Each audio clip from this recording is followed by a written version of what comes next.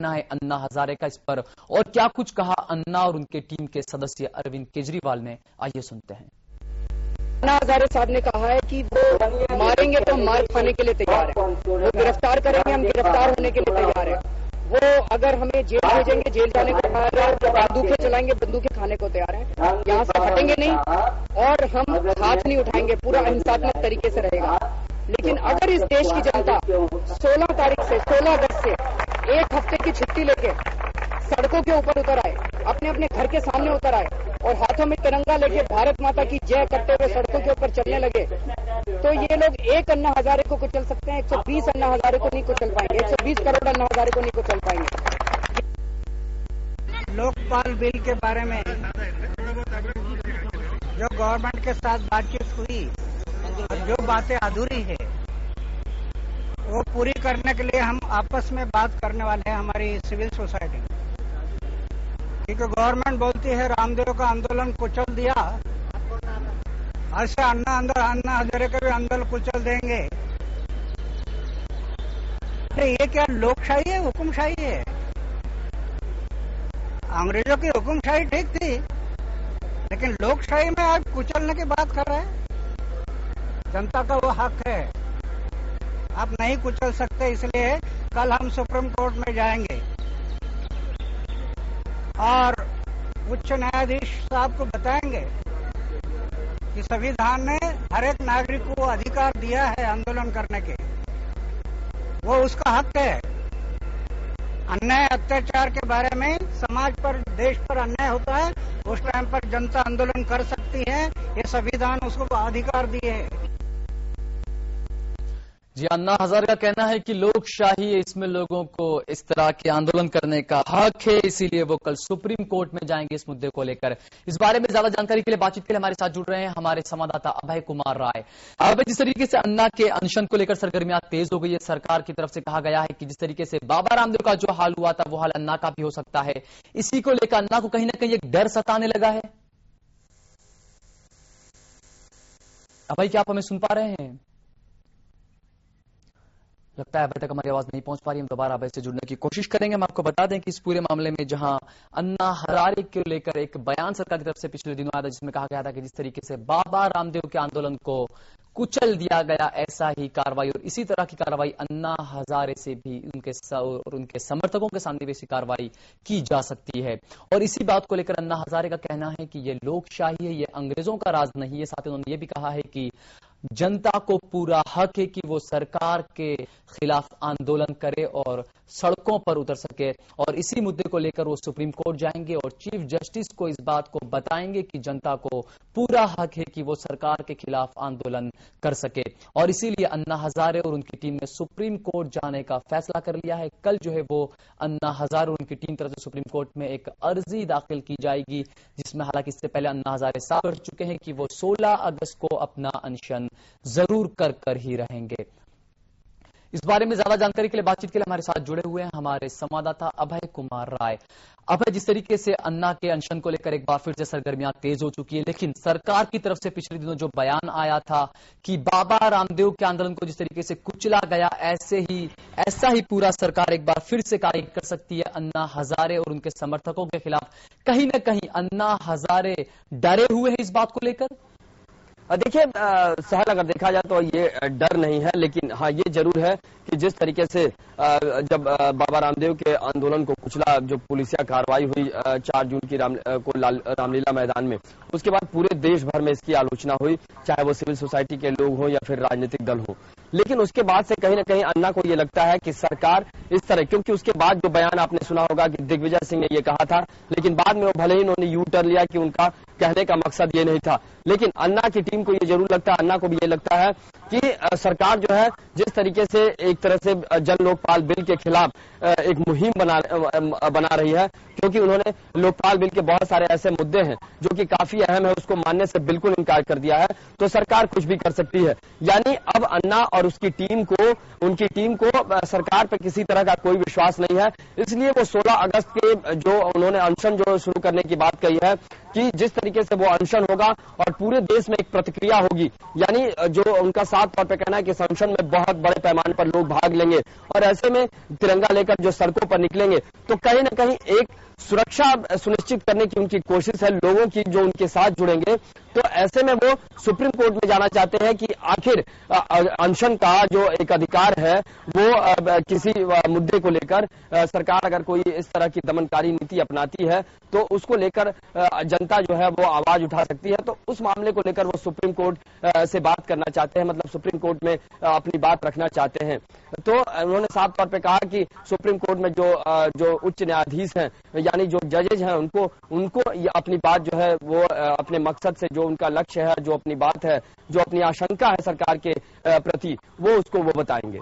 लेकिन अब इस पूरे मामले में यह भी हो सकता है कि जिस तरीके से देश के जो हालात इस तरीके से धमाके और थ्रेट जो मिल रहे हैं, इसे देखते हुए कहीं ना कहीं सुप्रीम कोर्ट से अगर अन्ना के अनशन पर रोक लग जाती तो अन्ना का अगला कदम क्या हो सकता है इस हालत में? देखिए, ये अगर रोक लगने की बात जो है अनशन और जो अभी के मौजूदा हालात की बात बिल्कुल अलग है। अनशन जो है वो कहीं हो सकता है कि बहुत कम वहां भीड़ को रहने दिया जाए, लेकिन जहां तक किसी के भूख हड़ताल की बात हो, किसी चीज को लेकर अधिकारों की जो बात हो, शांतिपूर्ण विरोध का जो है वो एक तरह से अधिकार है। ऐसा पहले भी होता आया है और आजादी से पहले भी इस तरह का होता रहा है और आजादी के बाद भी आपने देखा होगा बहुत सारे ऐसे मुद्दों को लेकर जो है अनशन होते रहे हैं शांतिपूर्ण, जहां हिंसा की कोई गुंजाइश नहीं हो। तो कुल मिलाकर अगर देखें तो ये जो अन्ना हजारे और उनकी टीम को ये लगता है कि जिस तरीके से बाबा रामदेव का एक शांतिपूर्ण एक धरना था, अनशन था, भले ही योग वो करने के लिए उन्होंने एक रजिस्टर्ड कराया था, लेकिन उसके बारे में पुलिस भी जानती थी, सरकार भी जानती थी, लेकिन अब सरकार से उनकी बातचीत बिल्कुल एक तरह से टूट गई, उसके बाद उन पर इस तरह की कार्रवाई की गई। तो ऐसे में अन्ना हजारे और उनकी टीम को भी लगता है कि जो जन लोकपाल बिल को लेकर सिविल सोसाइटी और सरकार के बीच एक तरह से सहमति की जो बात थी वो बिल्कुल खत्म हो चुकी है, यानी अब दोनों के दो ड्राफ्ट है और अन्ना हजारे को ये लगता है कि सरकार जो है वो कमजोर लोकपाल जो बिल का जो ड्राफ्ट है वही उसे स्वीकार करेगी और उसे संसद में पेश करेगी। तो ऐसे में साफ तौर पर चिदम्बरम ने यह भी कहा कि वो उसको पास कराने की गारंटी वो नहीं है, पेश जरूर करेंगे। यानी कुल मिलाकर आशंकाएं हैं सरकार के प्रति, चाहे वो उनके अनशन को दबाने की बात हो या फिर जन लोकपाल बिल को लेकर। तो इसको लेकर कहीं ना कहीं अन्ना को ये लगता है कि सुप्रीम कोर्ट में वो जाते हैं तो कहीं ना कहीं जो उनके अधिकारों का अगर हनन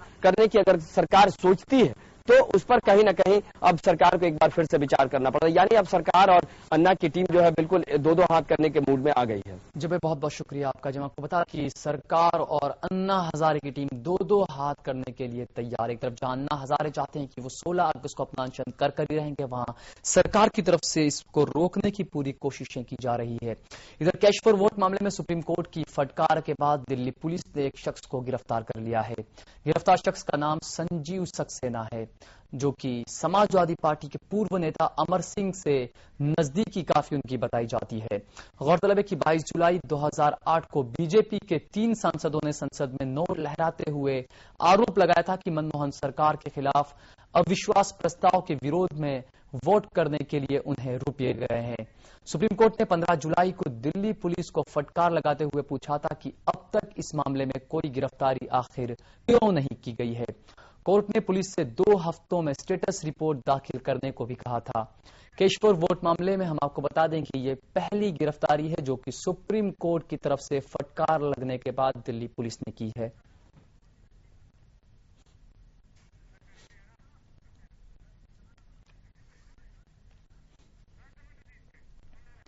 हम आपको बता दें कि कैश फॉर वोट के मामले में सुप्रीम कोर्ट ने पिछले दिनों फटकार लगाई थी दिल्ली पुलिस को और कहा था कि इस पूरे मामले में दूसरी स्टेटस रिपोर्ट जल्द से जल्द दाखिल करें। हालांकि इसके पहले जो स्टेटस रिपोर्ट दिल्ली पुलिस की तरफ से दी गई थी उसको सिर्फ एक छलावा बताया था उनका। सुप्रीम कोर्ट की तरफ से कहा गया था कि जो स्टेटस रिपोर्ट दिल्ली पुलिस ने सौंपी है उससे ऐसा लगता है कि दिल्ली पुलिस एक बनी बनाई कहानी जो है वो सुना रही है, और इसी को लेकर जो है वो एक फटकार लगी थी दिल्ली पुलिस को। और उसके बाद दिल्ली पुलिस ने संज्ञान लेते हुए इसमें पहली गिरफ्तारी कर ली है और जो गिरफ्तार शख्स है उसे समाजवादी पार्टी के पूर्व नेता अमर सिंह का काफी करीबी बताया जाता है।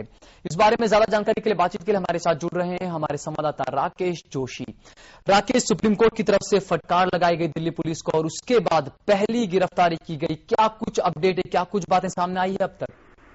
जी, जिस तरीके से सक्सेना की कैश फॉर वोट के ऊपर गिरफ्तारी हुई है, उसके बाद जब विपक्ष ने अपनी प्रतिक्रिया दी है, विपक्ष ने साफ कहा है कि सुप्रीम कोर्ट के इन्वॉल्वमेंट के बाद इस पूरा प्रकरण हुआ है और उसकी गिरफ्तारी हुई है। एक तरीके से जो तार हैं वो खुलते जा रहे हैं और जो यूपीए 2 है उसका जो उसका रूप है वो सामने आ रहा है। ये काफी गंभीर बात है कि जिस तरीके से सरकार अपनी दोहरी नीति लगा रही है और उसके बाद उनका जो रूप सामने आ रहा है कैश फॉर वोट का, ये एक तरीके से एक सीढ़ी चढ़ी गई है उपलब्धि की, जो ये आज पहली गिरफ्तारी हुई है और यूपीए 2 को शर्म करनी चाहिए। इस तरीके के ये बयान आए हैं और साफ है कि आने वाले समय में यूपीए 2 के लिए काफी भारी समय रहेगा, क्योंकि जिस तरीके के वो मामलों में इन्वॉल्व है उनकी तार धीरे धीरे खुलेगी।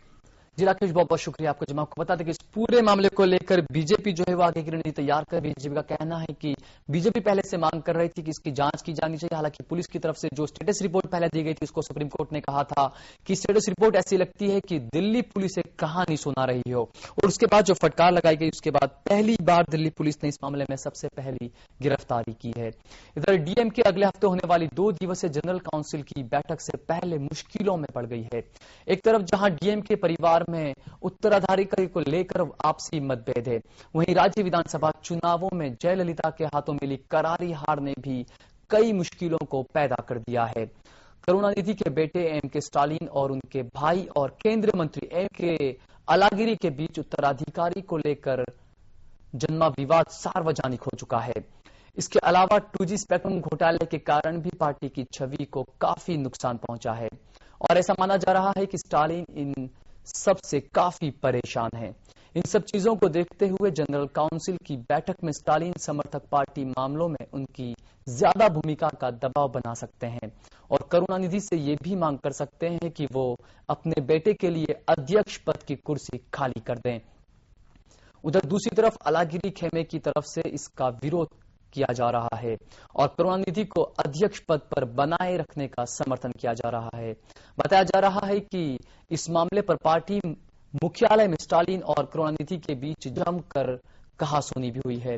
गौरतलब है कि डीएमके की जनरल काउंसिल की मीटिंग 23 और 24 जुलाई को कोयम्बतूर में होनी है और इसी मुलाकात में जो है वो केंद्र में समर्थन रखना या नहीं रखना या किस तरीके से अपना फैसला भी सुनाया जा सकता है। हम आपको बता दें कि प्रधानमंत्री मनमोहन सिंह ने पिछले दिनों अपने कैबिनेट में बड़े पैमाने पर जो फेरबदल किया था उसमें 2 सीटें जो है वो फिलहाल डीएमके के लिए रिजर्व रखी गई है। हालांकि डीएमके की तरफ से कोई नाम अभी नहीं दिए गए हैं कि इन 2 मंत्री जो है वो डीएमके की तरफ से कौन शामिल होंगे।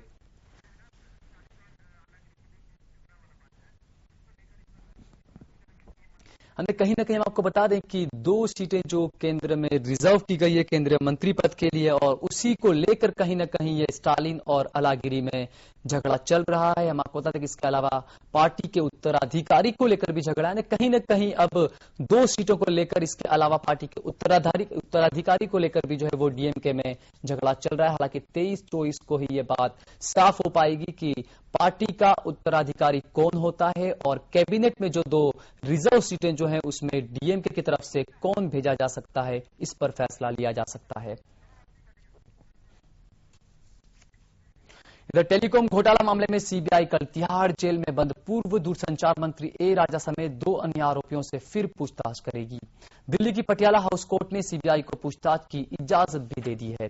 विशेष सीबीआई कोर्ट ने सीबीआई को राजा के साथ पूर्व दूरसंचार सचिव सिद्धार्थ बेहुरा और एक दूरसंचार कंपनी के अधिकारी गौतम दोषी से फिर से पूछताछ करने की इजाजत दी है। सीबीआई की याचिका का हालांकि बचाव पक्ष के वकील ने जमकर विरोध किया था, लेकिन कोर्ट ने उनके विरोध को गैर वाजिब बताते हुए उसे खारिज कर दिया। गौरतलब कि सीबीआई ने 12 जुलाई को 10 और गवाहों को शामिल करने के लिए आवेदन दाखिल किया था।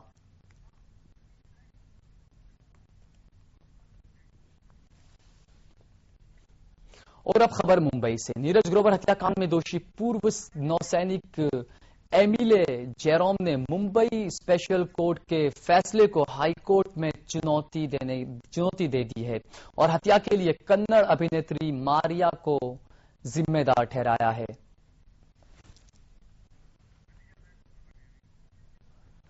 जेरोम के वकील वहाब खान ने कहा है कि उन्होंने सेशन कोर्ट के आदेश के खिलाफ हाई कोर्ट में याचिका दाखिल की है, जबकि अपील पर जेरोम की जमानत अर्जी के साथ 25 जुलाई को सुनवाई होगी। सेशन कोर्ट ने 1 जुलाई को जेरोम के गैर इरादतन हत्या का दोषी ठहराया था और 10 साल की उन्हें सजा सुना दी थी। हालांकि मामले में सह आरोपी और जेरोम की मंगेतर मारिया को सिर्फ सबूत मिटाने का दोषी ठहराया गया था और उसे 3 साल की कैद की सजा सुनाई गई थी। हालांकि मारिया को फैसले के 2 दिन बाद जेल से रिहा कर दिया गया था, क्योंकि वो पहले फैसला आने से पहले ही 3 साल की सजा काट चुकी थी। जेरोम ने मारिया को जिम्मेदार ठहराते हुए अपनी अपील में कहा है कि हत्या का मकसद सिर्फ मारिया का था, ना कि उनका। फिलहाल लेते हैं छोटा सा ब्रेक के बाद लौटेंगे तो देखेंगे कुछ और खबरें। देखते रहिए आज दिन भर।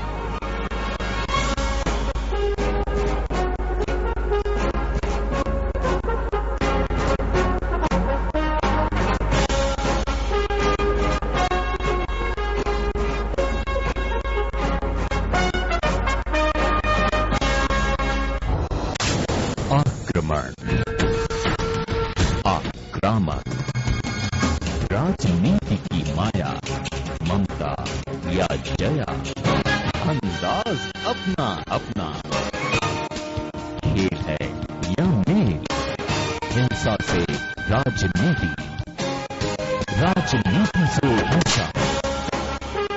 हर खबर पर पैनी नजर आज दिन भर।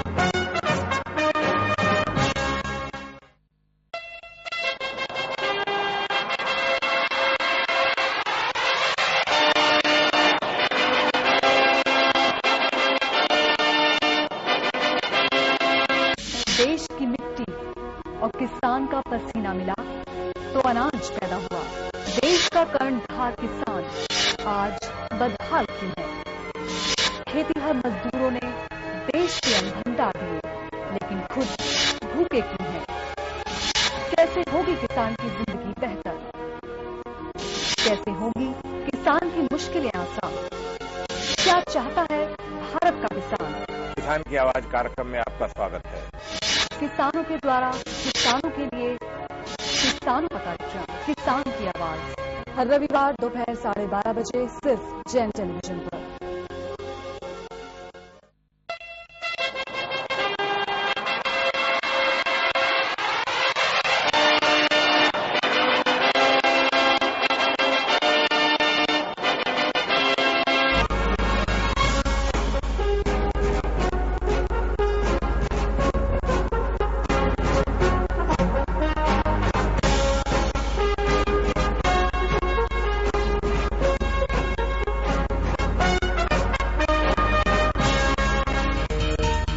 मुंबई ब्लास्ट को लेकर देश के कई हिस्सों में छापेमारी जारी। किशनगंज से एक संदिग्ध हिरासत में तो अजमेर जेल में बंद कैदी से पूछताछ।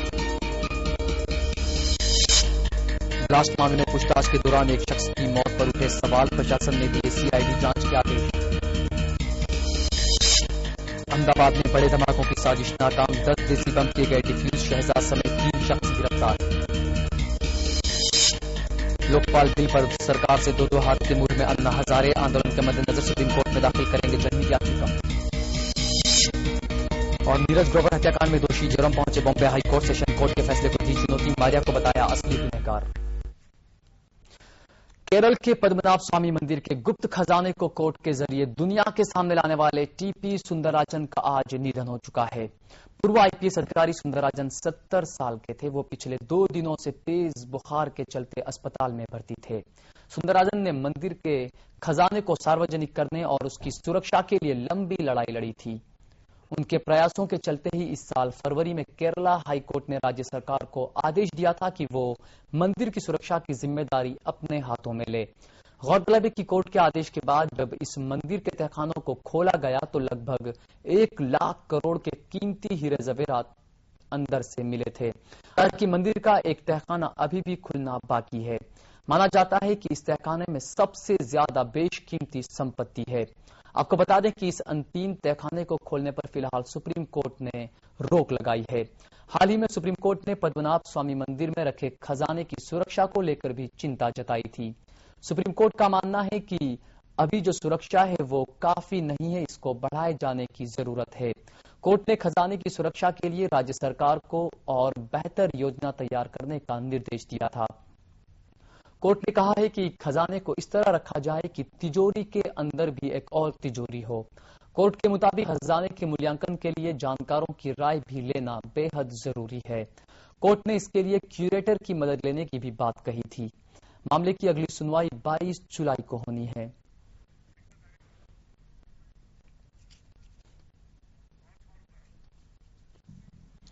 कोई लूट ना ले, इस डर से खजाने को तहखाने में दफन कर दिया गया। खजाना फिलहाल इसे लेकर, इसकी हिफाजत को लेकर सुप्रीम कोर्ट भी फिक्रमंद है और खजाने की सुरक्षा के लिए राज्य सरकार को और बेहतर योजना तैयार करने के निर्देश दिए गए हैं। केरल के पद्मनाभ स्वामी मंदिर के खजाने को लेकर आस्थावान और दूसरे लोगों के बीच छिड़ी बहस उतनी ही पुरानी है जितना खुद श्री पद्मनाभ स्वामी। मंदिर के तहखानों का खुलना बंद हो चुका है, लेकिन उनसे मिली करोड़ों की बेशकीमती चीजें देखकर कुछ लोगों के मुंह खुले के खुले रह गए हैं। यहां तक कि मंदिर की 1 लाख करोड़ की आंकी गई संपत्ति का हिसाब किताब भी लगा लिया गया है। इस 1 लाख करोड़ की भारी रकम से क्या कुछ किया जा सकता है, आइए हम आपको दिखाते हैं। केरल के पद्मनाभ स्वामी मंदिर से मिला खजाना कितने का है, इस पर सस्पेंस बरकरार है। तहखानों से मिला खजाना सालों पुराना है, जिनका संबंध प्राचीन भारतीय सभ्यता से है। ऐसे में ये देश की धरोहर है और इसकी सही कीमत का अंदाजा लगाना बेहद मुश्किल। हालांकि मीडिया में आ रही खबरों में खजाने की कीमत 1 लाख करोड़ से ज्यादा बताई जा रही है। 1 लाख करोड़ रुपए यानी 2.5 साल के केंद्रीय शिक्षा बजट के बराबर। केरल का 56,000 करोड़ का कर्ज 2 बार चुकाया जा सकता है। राज्य के हर परिवार को 1.5 से 2 लाख रुपए दिए जा सकते हैं। गोवा, त्रिपुरा जैसे कई राज्यों का कर्ज अदा हो सकता है। 40,000 करोड़ वाले मनरेगा के 2 साल के बजट से भी ज्यादा। किसानों के 72,000 करोड़ रुपए का कर्ज एक बार और माफ किया जा सकता है। 1 लाख करोड़ रुपए से 20,000 किलोमीटर लंबी नई सड़क का निर्माण मुमकिन, या फिर 500 मेगावाट के 50 बिजली घरों का निर्माण भी करवाया जा सकता है। इससे फूड सिक्योरिटी बिल का 70,000 करोड़ और मनरेगा का 40,000 करोड़ का खर्च निकल सकता है। भारत का 7 महीने का रक्षा खर्च पूरा हो सकता है। 1 लाख करोड़ रुपए यानी दिल्ली के 27,000 करोड़, उत्तराखंड के 7,800 करोड़ और झारखंड के 33,000 करोड़ के कुल बजट से भी ज्यादा। कोरिया की स्टील कंपनी पॉस्को के ओडिशा में किए जा रहे $12 बिलियन के प्रस्तावित निवेश से करीब 2 गुना। हम आपको बता दें, ये भारत में अब तक का सबसे बड़ा निवेश है। रिलायंस इंडस्ट्रीज के मार्केट वैल्यू की 1/3 और विप्रो के तकरीबन बराबर। यानी पद्मनाभ स्वामी के पास जितनी संपत्ति है उससे कर्ज माफी या योजनाओं परियोजनाओं का खर्च निकाला जा सकता है। Bureau report, Z news. और अब खबर उत्तर प्रदेश से। उत्तर प्रदेश के अलीगढ़ में एक फ्लोर मिल पर छापा मारकर 2 ट्रक सरकारी गेहूं बरामद किया गया है। एसडीएम और सीएमओ की संयुक्त टीम ने मिलकर इस पर छापा, डीएसओ की जो है वो टीम ने मिलकर छापामारी की और एफसीआई गोदाम से लाई गई लगभग 600 गेहूं की बोरियों को गिरफ्तार अपनी हिरासत में ले लिया है। पुलिस ने मिल मालिक समेत 2 लोगों को इस सिलसिले में गिरफ्तार भी किया है। अधिकारियों के मुताबिक उन्हें गुप्त सूचना मिली कि सारसौल के मधुरौलर मिल प्राइवेट लिमिटेड में एफसीआई का गेहूं उतारा जा रहा है, जिसके बाद उन्होंने एक संयुक्त टीम बनाकर ये कार्रवाई की। अधिकारियों का कहना है कि सरकारी गोदाम से गेहूं का उठान बीपीएल परिवारों के लिए या फिर अंत्योदय योजना और मिड डे मील के लिए होता है। अधिकारी हालांकि अब इस बात का पता लगाने में जुटे हैं कि ये बरामद किया गया गेहूं किस योजना के तहत उठाया गया है और कहां से उठाया गया है। इसके अलावा ये धंधा कितने दिनों से चल रहा है और इस गोरख धंधे में कौन कौन लोग शामिल हैं, इसकी भी जांच शुरू हो गई है। बहरहाल पुलिस ने मिल मालिक और उसके सहयोगियों को गिरफ्तार कर दोनों के खिलाफ आवश्यक वस्तु अधिनियम के तहत केस दर्ज कर लिया है। अब खबर उत्तराखंड से। उत्तराखंड में 2 दिनों से जारी बारिश के चलते राज्य के कई हिस्सों में पहाड़ों की ऊंचाई से मलबा आने से कई रास्ते बंद हो चुके हैं, जबकि अब तक 5 महिलाओं समेत 14 व्यक्तियों की मौत हो चुकी है। आधिकारिक सूत्रों के मुताबिक उत्तरकाशी जिले के नालू पानी के पास सड़क पर मलबा आने से ऋषिकेश गंगोत्री मार्ग को अस्थायी रूप से बंद करना पड़ा है, जिससे मार्ग के दोनों ओर सैकड़ों वाहन यात्री फंसे हुए हैं। तीर्थ बद्रीनाथ मार्ग पर लामबगढ़, चमोली और पीपल कोटी के पास मलबा आने से बद्रीनाथ मार्ग को भी बंद करना पड़ा है। यहां भी भारी तादाद में यात्री फंसे हुए हैं। सूत्रों के मुताबिक दोनों मार्गों पर मलबे को साफ करने का काम शुरू कर दिया गया है और संभावना है कि जल्द ही मलबा साफ कर लिया जाएगा। राज्य में भारी वर्षा के चलते कल देहरादून के लक्ष्मण चौक के पास एक बांध की दीवार भी ढह गई थी, जिससे 46 साल की महिला की मौत हो गई थी।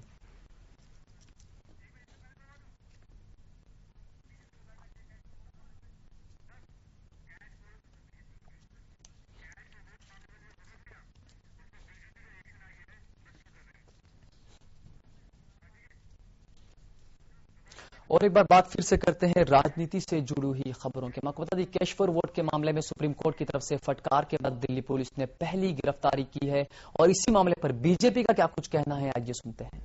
उच्चतम न्यायालय के आदेश के बाद आज संजीव सक्सेना की गिरफ्तारी हुई है। ये वही शख्स है जिन्होंने हमारे 3 सांसदों के लिए 1 करोड़ रुपए लाए थे और वही 1 करोड़ रुपए सदन में हमारे सांसदों ने दिखाए थे। कांग्रेस सरकार भ्रष्टाचार छुपाने की कैसी कोशिश करती है और केवल सुप्रीम कोर्ट का आदेश होने के बाद ही वो भ्रष्टाचार के खिलाफ कुछ न कुछ कार्रवाई करती दिखती है, यह साफ हो गया। रुक करते कुछ अंतर्राष्ट्रीय खबरों का और सबसे पहले बात करते हैं अमेरिका की। अमेरिकी राष्ट्रपति बराक ओबामा से तिब्बती आध्यात्मिक गुरु दलाई लामा की मुलाकात का चीन ने कड़ा विरोध किया है। इसी सिलसिले में चीन ने अमेरिकी राजनयिक को भी तलब किया है। चीनी विदेश मंत्रालय ने बताया कि चीन के उप विदेश मंत्री कुई तियानकाई ने अमेरिकी दूतावास के प्रभारी रॉबर्ट एस वांग से ओबामा की दलाई लामा से मुलाकात पर अपना विरोध दर्ज करा दिया है। गौरतलब है कि दलाई लामा ने शनिवार को व्हाइट हाउस में ओबामा से मुलाकात की थी। दोनों नेताओं की मुलाकात पर कड़ी नाराजगी और आपत्ति जताते हुए चीन ने कहा है कि ओबामा की दलाई लामा से मुलाकात चीन के आंतरिक मामलों में दखल है और इस मुलाकात से चीनी जनता की भावनाएं आहत होती है। हम आपको बता दें कि जिस तरीके से इस पूरे मामले में पिछली बार भी जब दलाई लामा का जब अमेरिका दौरा हुआ था उसे लेकर, हालांकि इस दौरे से भी पहले चीन ने साफ कर दिया था कि अमेरिका ने अगर दलाई लामा से बातचीत की तो ये सही नहीं होगा और अब जो है वो एक बार फिर मुलाकात की। इससे पहले भी मुलाकात कर चुके हैं और हालांकि चीन का कहना है कि चीन के आंतरिक मामलों में अमेरिका दखल दे रहा है, जो कि ठीक नहीं है।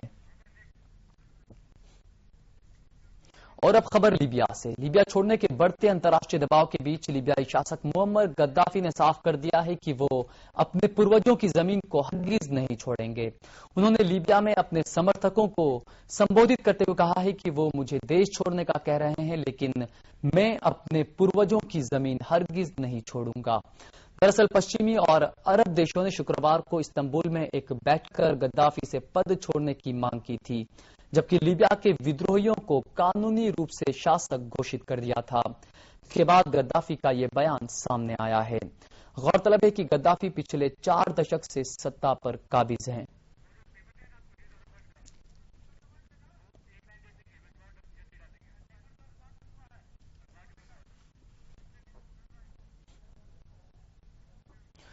फोन हैकिंग के मामले को लेकर अमेरिका का एक अखबार न्यूज ऑफ द वर्ल्ड बंद हो चुका है और उसके सीईओ पद से जो है वो इस्तीफा दे दिया गया है। ब्रिटेन का अखबार है, ये कहा जा रहा है ब्रिटेन का जो अखबार था उसकी सीईओ के पद से हालांकि रेबेका ब्रुक्स ने अपना इस्तीफा दे दिया था और अब जो है वो इस मामले में रेबेका ब्रुक्स की गिरफ्तारी भी कर ली गई। हम आपको बता दें कि मेट्रोपॉलिटन पुलिस ने कहा है कि 43 वर्षीय जो महिला है उसे गिरफ्तार किया गया है, उसे लंदन पुलिस स्टेशन में रखा गया है। हम आपको बता दें कि न्यूज इंटरनेशनल की पूर्व मुख्य कार्यकारी रेबेका ब्रुक्स को फोन हैकिंग और घूस दिए जाने के मामले में गिरफ्तार किया गया है।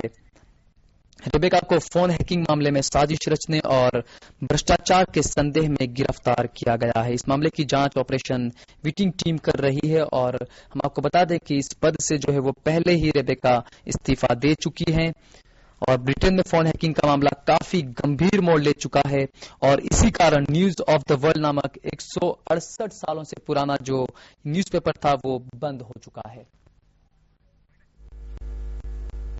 बुलेटिन में फिलहाल इतना ही, लेकिन नजर एक बार फिर से आज दिन भर की हेडलाइंस पर। मुंबई ब्लास्ट को लेकर देश के कई हिस्सों में छापेमारी, किशनगंज से एक संदिग्ध हिरासत में तो अजमेर जेल में बंद केदी से पूछताछ। ब्लास्ट मामले में पूछताछ के दौरान एक शख्स की मौत पर उठे सवाल, प्रशासन ने दिए सीआईडी जांच के आदेश। अहमदाबाद में बड़े धमाकों की साजिश नाकाम, 10 देसी बम किए गए डिस्प्यूट, शहजाद समेत 3 शख्स गिरफ्तार। लोकपाल बिल पर सरकार से दो हाथ के मूड में अन्ना हजारे आंदोलन के मद्देनजर सुप्रीम कोर्ट में दाखिल करेंगे जनहित याचिका। और नीरज ग्रोवर हत्याकांड में दोषी जेरों पहुंचे बॉम्बे हाईकोर्ट, सेशन कोर्ट के फैसले को दी चुनौती, मारिया को बताया असली गुनहगार।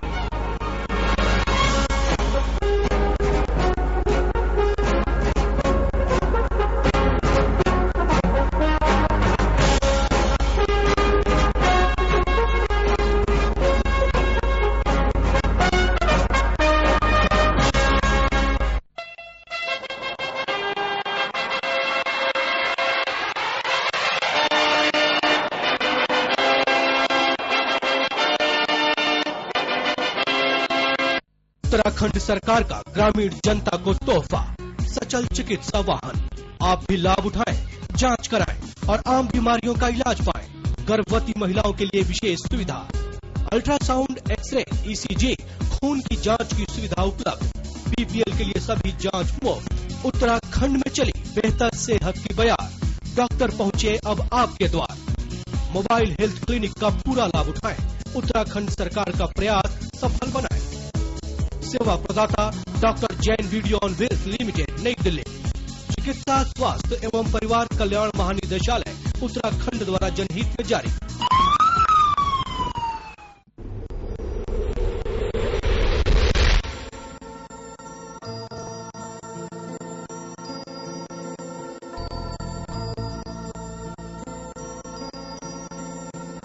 MCN publishes International Journal of Gynecology and Obstetrics, IJGO India, under an editorial arrangement with Figo London. IJGO is the only journal focusing on latest clinical trials, research and review articles in the field of gynecology and obstetrics. We invite subscribers and advertisers to participate under special schemes.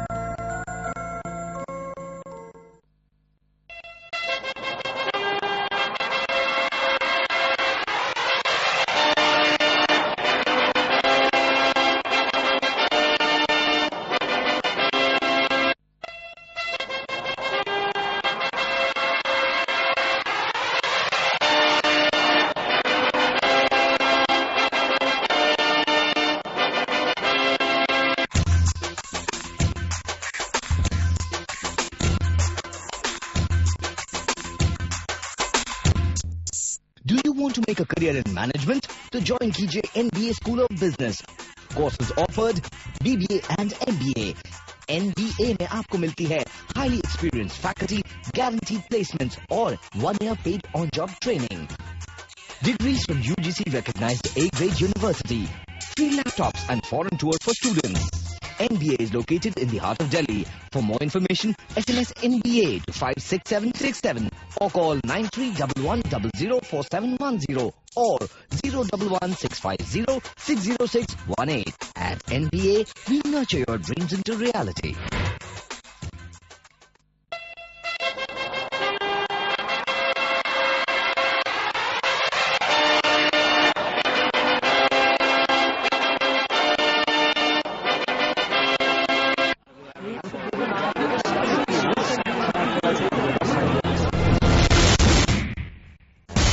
नमस्कार, घटना चक्र में आपका स्वागत है।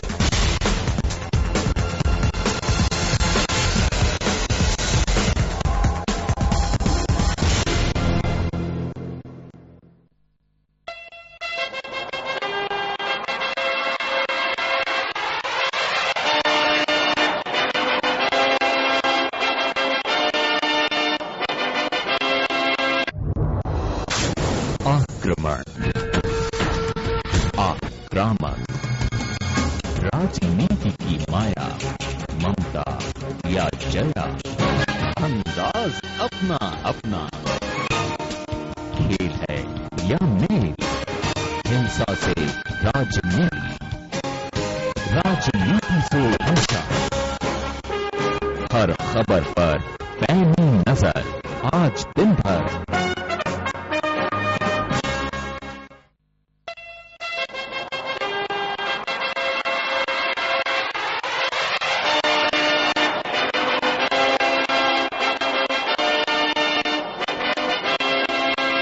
देश की मिट्टी और किसान का पसीना मिला तो अनाज पैदा हुआ। देश का कर्णधार किसान आज बदहाल क्यों है? खेतीहर मजदूरों ने देश के अन्न भंडार दिए, लेकिन खुद भूखे क्यों हैं? कैसे होगी किसान की जिंदगी बेहतर? कैसे होंगी किसान की मुश्किलें आसान? क्या चाहता है भारत का किसान? किसान की आवाज कार्यक्रम में आपका स्वागत है। किसानों के द्वारा किसानों के लिए किसानों का कार्यक्रम किसान की आवाज हर रविवार दोपहर 12:30 बजे सिर्फ जैन टेलीविजन पर।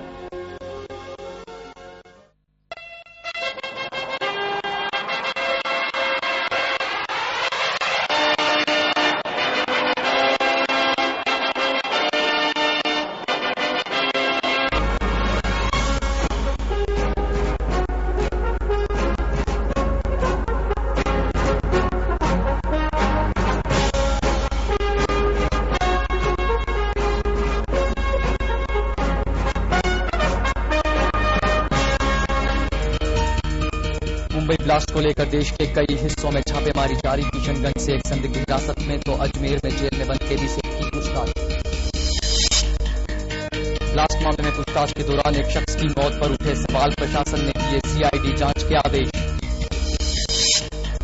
अहमदाबाद में बड़े धमाकों की साजिश नाकाम, 10 देसी बम किए डिफ्यूज, शहजाद समेत 3 शख्स गिरफ्तार।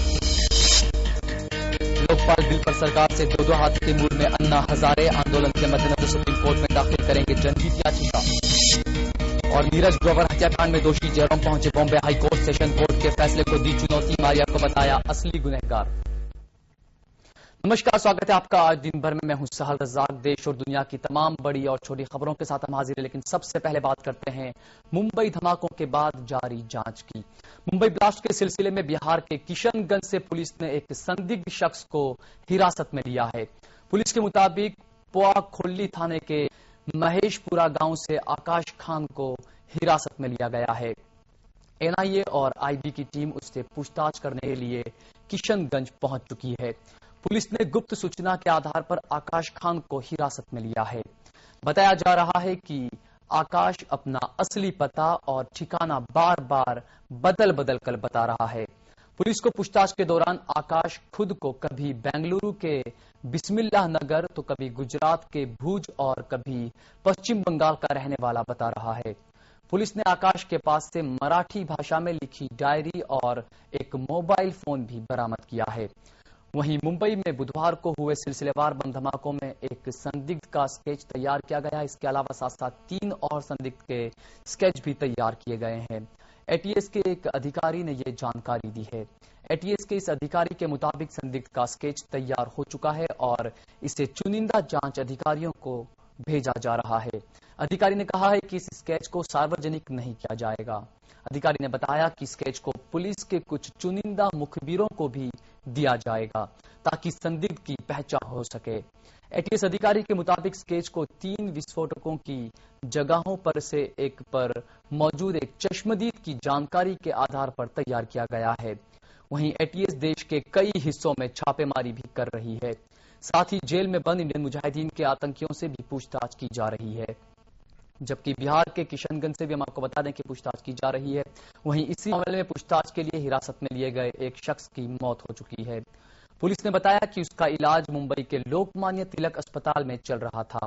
दरअसल साल 2008 के अहमदाबाद ब्लास्ट मामले के आरोपी अफजल उस्मानी के भाई फैज उस्मानी की पूछताछ के लिए उसे पकड़ लिया था और उसके बाद जो है वो उसे इलाज के वक्त उसकी मौत हो चुकी है। डॉक्टरों ने कहा है कि लोकमान्य तिलक अस्पताल में उसका हेमीपैरासिस का इलाज चल रहा था। और गोवंडी के रहने वाले उस्मानी को शनिवार को पूछताछ के लिए हिरासत में लिया गया था और शाम 5:50 पर उसे अस्पताल में भर्ती कराया गया था। वहीं उस्मानी की मौत पर मुंबई पुलिस का कहना है कि पुलिस के अत्याचार के कारण उसकी मौत नहीं हुई है, लेकिन इसको लेकर जो है वो काफी विवाद अब खड़ा हो चुका है। फैज के पड़ोसी ने आरोप लगाया है कि पूछताछ के लिए उसे जबरदस्ती उठाया गया और इसी बीच उसकी मौत हो गई। वहीं महाराष्ट्र डीजीपी ने इस मामले की सीआईडी जांच के आदेश भी दे दिए हैं। इस बारे में ज्यादा जानकारी के लिए बातचीत के लिए हमारे साथ जुड़ रहे हैं हमारे वरिष्ठ संवाददाता अंजर उल बारी। अंजर, मुंबई जिस तरीके से सीरियल बम ब्लास्ट हुए, जांच आगे बढ़ रही है, वहीं इसी बीच एक शख्स को गिरफ्तार किया गया था पूछताछ के लिए, उसकी पुलिस कस्टडी के दौरान मौत हो गई। तरह तरह के सवाल उठने लगे हैं इस मौत पर। अब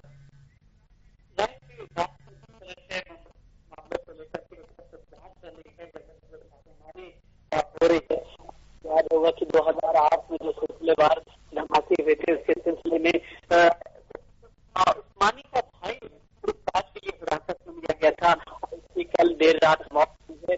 हालांकि परिवार वाले हैं, उनका साफ तौर पर यही कहना है कि चूंकि टार्चर किया गया है, तरह तरह से प्रताड़ित किया गया है और इस वजह से उसकी मौत हुई है। लेकिन पुलिस कहीं न कहीं ये बताने की कोशिश कर रही है, एटीएस ये समझाने की कोशिश कर रही है कि पुलिस कस्टडी में उसकी मौत जो है एक तरह से अपनी जो एक मौत होती है उस तरह से भी, हालांकि जो एक स्पेशल टीम इस पूरे मामले की जांच करेगी, उसके बाद पता चल पाएगा कि आखिर पोस्टमार्टम के बाद तमाम चीजें उभर करके सामने आएगी। क्या जी अंजर, आप हमारे साथ बने रहिए, हम दोबारा आपसे जुड़ने की कोशिश करेंगे। हम आपको बता दें कि इस पूरे मामले में हालांकि महाराष्ट्र सरकार के लिए काफी ये गंभीर मामला है, क्योंकि पुलिस कस्टडी में मुंबई ब्लास्ट के दौरान, पूछताछ के दौरान अगर किसी की मौत हो जाती है तो एक वाकई एक काफी गंभीर मुद्दा बन जाता है। और फैज के परिवार वालों का भी कहना है कि पुलिस की कस्टडी में उसकी मौत हुई है तो कहीं ना कहीं उसको टॉर्चर किया गया। हालांकि ये भी कहा जा रहा है कि उसकी बॉडी पर से कई चोट के निशान भी पाए गए। हालांकि इस पूरे मामले की जांच प्रशासन ने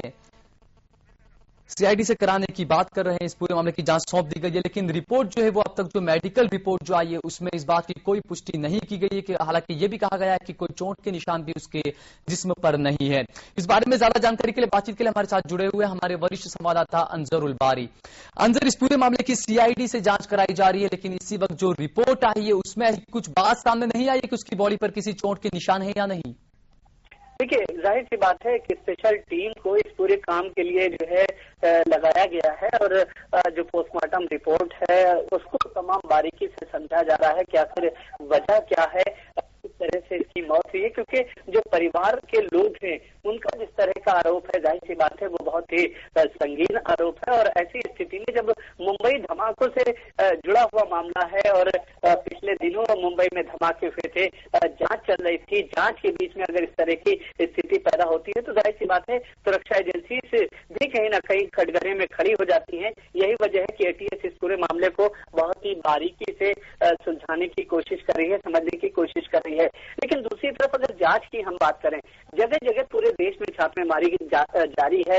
हम आपको बताएं कि जिस तरह से किशनगंज की बात आ रही है, बिहार के किशनगंज में फिलहाल छापेमारी की गई है। वहां से एक आकाश नाम के व्यक्ति को फिलहाल हिरासत में लिया गया है, पूछताछ की जाएगी, उससे क्लू तलाश करने की कोशिश की जाएगी। लेकिन जिस तरह से ये पूरी जांच चल रही है, एक खास बात यहाँ पर नजर आ रही है सहल के अभी तक खुफिया एजेंसी ने किसी चीज को क्लियर नहीं किया है कि उनको अब तक कितनी इस पूरे मामले में कामयाबी हासिल हो सकी है या फिर अब तक वो हवा में तीर मार रहे हैं। ये तस्वीर साफ इसलिए नहीं कर रहे हैं क्योंकि अगर ये तस्वीर साफ करेंगे तो ऐसी स्थिति में जो सुरक्षा एजेंसीज हैं उनके ऊपर सवालात खड़े हो सकते हैं। यही वजह है कि चाहे जो एक स्केच जारी किए जाने की बात है, जिसमें ये कहा जा रहा है कि एक स्केच जारी किया जा रहा है, उसको जो है बहुत ही खुफिया रखा जाएगा, कुछ लोगों को बताया जाएगा, जो जांच से जुड़े हुए अधिकारी हैं उनके पास जाएगा, सार्वजनिक नहीं किया जाएगा। तो कहीं ना कहीं अगर ये स्केच इस तरह से सामने आएंगे, गिरफ्तारियां होंगी, तो ऐसी स्थिति में जो सुरक्षा एजेंसीज हैं उनके ऊपर सवालात खड़े हो सकते हैं। यही तमाम चीजें सोचते हुए फिलहाल इस तरह से कदम उठाया जा रहा है, तमाम चीजों को बहुत ही फूंक करके कदम रखने की कोशिश की जा रही है। साल जिनसे बिल्कुल फूंक के कदम रखने की कोशिश की जा रही है, लेकिन अंदर जिस तरीके से फैज की मौत हुई है पुलिस कस्टडी में, क्या इसका कोई असर पूरी जांच में पड़ सकता है? बिल्कुल, कहीं न कहीं जिस तरह से जो आरोप हैं वो काफी गंभीर हैं और यही वजह है कि सुरक्षा एजेंसी भले कितना ये कहें कि इस पूरे मामले में प्रताड़ना नहीं की गई है, लेकिन जब पोस्टमार्टम रिपोर्ट आएगी, क्योंकि एक खास जो है टीम के जरिए से इस जो पूरा पोस्टमार्टम है वो कराया जा रहा है, उसके बाद परिवार के लोग भले इस तरह से ये पूरा मामला चल रहा है, लेकिन परिवार के लोग जब तक संतुष्ट नहीं होंगे तब तक ये सवालात खड़े होते रहेंगे। यही वजह है कि जिस दौर में और जिन हालात में ये मौत हुई है वो कहीं ना कहीं इस पूरी जांच पर असर अंदाज तो जरूर होगी। सुरक्षा एजेंसी को इस चीज को लेकर के परेशानी जरूर होगी साहब। लेकिन अंजर, इस पूरे मामले को लेकर अभी कुछ इस पूरे मामले में जांच चल रही है, लेकिन इसी बीच एक बार फिर से मुंबई में एयरपोर्ट पर धमाका करने की, हमला करने की एक बार फिर से थ्रेट दी गई है। किस तरह के इंतजाम जो है किए गए हैं वहां पर? देखिए, जहां तक के बात धमाकों के बाद थ्रेट की है, जाहिर सी बात है जब धमाके होते हैं उसके बाद जो है एक लंबे समय तक बराबर इस तरह की फेक कॉल्स आती हैं, धमकियां दी जाती हैं। ये कोई पहला मौका नहीं है, बल्कि इससे पहले भी जहां जहां धमाके हुए हैं, आपको याद होगा, चाहे वो दिल्ली के सरोजनी नगर का ब्लास्ट हो या फिर 13 सितंबर 2008 का ब्लास्ट हो या ये अहमदाबाद में जिस तरह से ब्लास्ट हुए थे, तो तमाम ब्लास्ट अब तक हुए हैं। जब सुरक्षा एजेंसी ब्लास्ट जो हो जाता है या फिर वहां पर वो कोई बड़ी कामयाबी हासिल कर लेते हैं, डिफ्यूज बम को कर दिया जाता है, उसके बाद इस तरह की गतिविधियां देखने को मिली हैं। और ये भी ये कहा नहीं जा सकता कि आखिर ये फेक कॉल है या फिर क्या स्थिति है उसकी, लेकिन इतना जरूर है कि धमकी मिली है, जिसके बाद सुरक्षा व्यवस्था काफी कड़ी कर दी गई है, क्योंकि सुरक्षा एजेंसी किसी तरह की कोई चूक करना नहीं चाहते हैं। यही वजह है कि हल्की सी भी, चाहे वो फेक कॉल हो या कुछ भी हो या धमकी उसे कहा जाए, वो सीधे तौर पर हर चीज को बहुत ही सीरियसली और संजीदगी से ले रहे हैं। यही कारण है कि जब से धमकी मिली है तब से उन्होंने जो एयरपोर्ट है उसकी सुरक्षा व्यवस्था को काफी कड़ा कर दिया है। हालांकि हम आपको बता दें कि इस वक्त मुंबई एयरपोर्ट की सुरक्षा CISF के हाथ में है। इस धमकी के बाद वहां की जो सुरक्षा व्यवस्था है वो और ज्यादा कड़ी की जा रही है। जवानों की बहुत बहुत शुक्रिया आपका। जी, आपको बता दें कि मुंबई में सिलसिलेवार धमाकों के बाद एक बार फिर से थ्रेट दिया गया है कि मुंबई एयरपोर्ट पर एक बार फिर से हमले हो सकते हैं और इसीलिए सुरक्षा काफी कड़ी कर दी गई है। उधर मुंबई ब्लास्ट मामले को लेकर राजनीति तेज हो गई है। कांग्रेस महासचिव दिग्विजय सिंह के बाद अब पार्टी प्रवक्ता राशिद अलवी ने भी धमाके के पीछे हिंदू संगठनों के हाथ होने की बात कही है। उनका कहना है कि इसका इनकार नहीं किया जा सकता कि यहां पर भी भगवा आतंक हो सकता है। हम आपको बता दें कि इससे पहले दिग्विजय सिंह ने इस पूरे मामले को लेकर कहा था कि बीजेपी समेत संघ की भी इस पूरे मामले में जांच की जानी चाहिए। दिग्विजय जी ने कहा कि बॉम्बे के बिलास में RSS और बजरंग दल की इंक्वायरी होनी चाहिए। इसलिए कहा कि उनके लोग पहले जो कुछ इस देश के अंदर हुआ है उसमें शामिल हैं, इसलिए अगर उनका शुबा उन पे जाता है तो सही जाता। जब कोई बड़ा वाकया हो रहा है और बॉम्बे के अंदर इतना बड़ा वाकया हुआ तो इन्वेस्टिगेशन एजेंसीज की, पुलिस की ये जिम्मेदारी है कि हर दिशा की तरफ अपनी आंखें दौड़ाए, ये देखे कि वाकया किसने किया है और उसमें RSS और बजरंग दल पर यकीनन एकदम शक को शुबा जाता है। दिग्विजय जी ने कहा है तो बिल्कुल ठीक कहा। हम आपको बता दें कि दिग्विजय की हिमायत में पूरी तरीके से समर्थन में कांग्रेस जो वो उतरी है। राशिद अलवी का कहना है कि जांच एजेंसियों का जिम्मा है कि वो हर तरफ जांच के लिए अपना काम करें, अपनी कार्रवाई करें। साथ उन्होंने ये भी कहा है कि जिस तरीके से इससे पहले संघ के जो लोग धमाकों में जुड़े हुए थे उनका नाम आया हुआ था, इसी वजह से अब इस जानिब और भी ज्यादा काम करने की जरूरत है। वहीं अन्ना हजारे का इस पूरे मामले पर क्या कुछ कहना है, आइए सुनते हैं। तो कानून और व्यवस्था सब बिगड़ गई है, तो कानून और व्यवस्था सब बिगड़ गई है। इधर हम आपको बता दें कि अहमदाबाद में भी 10 बम मिले हैं। हम आपको बता दें कि 10 बम जो मिले थे उससे बम निरोधक दस्ते ने हालांकि डिफ्यूज कर दिया है। साथ ही साथ शहजाद नाम के एक शख्स को गिरफ्तार भी किया गया है। हम आपको बता दें कि गुजरात के अहमदाबाद में आज 10 देसी बम मिलने से सनसनी फैल गई है। जिले के शाह आलम इलाके में एक घर से ये बम बरामद किए गए हैं। इस सिलसिले में पुलिस ने शहजाद समेत 3 लोगों को हिरासत में भी ले लिया है। पुलिस के मुताबिक बम के साथ साथ बम बनाने का सामान भी मौके से बरामद किया गया है। पुलिस फिलहाल गिरफ्तार किए गए लोगों से ये पता लगाने में जुटी है कि इन बमों का कहां और किस रूप में इस्तेमाल किए जाने की योजना थी और क्या इस मामले का मुंबई सीरियल ब्लास्ट से कोई लेना देना तो नहीं है? इस मामले में जो है वो अब जांच की जा रही है। यानी कि एक बड़े हमले को एक बार नाकाम कर दिया गया सुरक्षा एजेंसियों की तरफ से। हम आपको बता दें कि 10 देसी बम बरामद किए गए हैं, जिसे डिफ्यूज भी कर दिया गया है। साथ ही साथ जिन लोगों को गिरफ्तार किया गया है उनके पास से बम बनाने का कई साजो सामान भी हाथ में लिया गया है। इधर सरकार ने अमोनियम नाइट्रेट के मुक्त परिवहन पर प्रतिबंध लगाने का फैसला कर लिया है, ताकि आतंकवादी विस्फोट के तौर पर इसका इस्तेमाल ना कर सके। गृह मंत्रालय ने बताया कि अमोनियम नाइट्रेट को विस्फोटक पदार्थ अधिनियम के दायरे में लाए जाने पर गौर किया जा रहा है, ताकि इसका इस्तेमाल आम जनजीवन में प्रतिबंधित किया जा सके। इस संबंध में संसद के मानसून सत्र में एक बिल लाए जाने की भी संभावना है। दरअसल केंद्रीय सुरक्षा एजेंसियों को जांच के बाद पता चला था कि आतंकवादी गुट विस्फोटों में ज्यादातर एमोनियम नाइट्रेट का इस्तेमाल कर रहे हैं, जिसे रोकना बेहद जरूरी है। मुंबई ब्लास्ट के बाद भी जांच एजेंसियों को विस्फोट वाली जगहों से एमोनियम नाइट्रेट के अवशेष मिले थे। सुरक्षा एजेंसियों और राज्य की पुलिस ने भी इस बात पर जोर दिया था कि इस रसायन के दुरुपयोग की जांच की जानी चाहिए। हम आपको बता दें कि मौजूदा समय में एमोनियम नाइट्रेट विस्फोटक पदार्थ अधिनियम के दायरे में नहीं आता।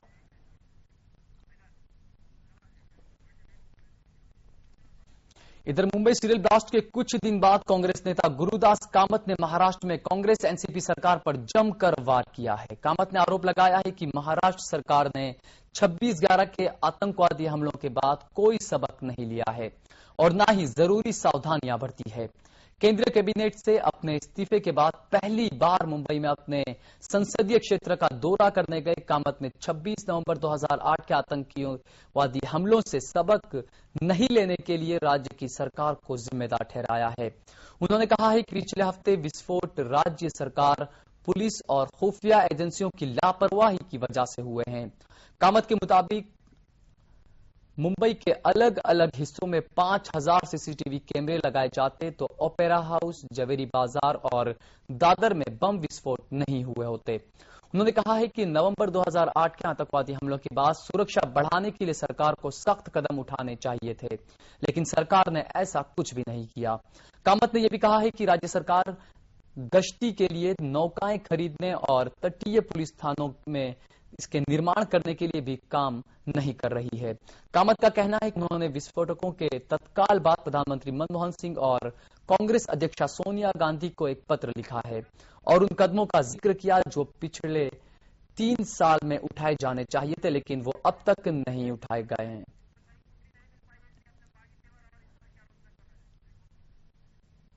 हम आपको बता दें कि हाल ही में जिस तरीके से प्रधानमंत्री ने अपने कैबिनेट में बदलाव किया था बड़े पाए पर, उसमें जो है वो इनका कद काफी छोटा कर दिया गया था। उसी वजह से काफी नाराज चल रहे थे और इन्होंने अपने पद से इस्तीफा दिया था। उसके बाद पहली बार उन्होंने कांग्रेस और सरकार विरोधी ये बयान दिया है।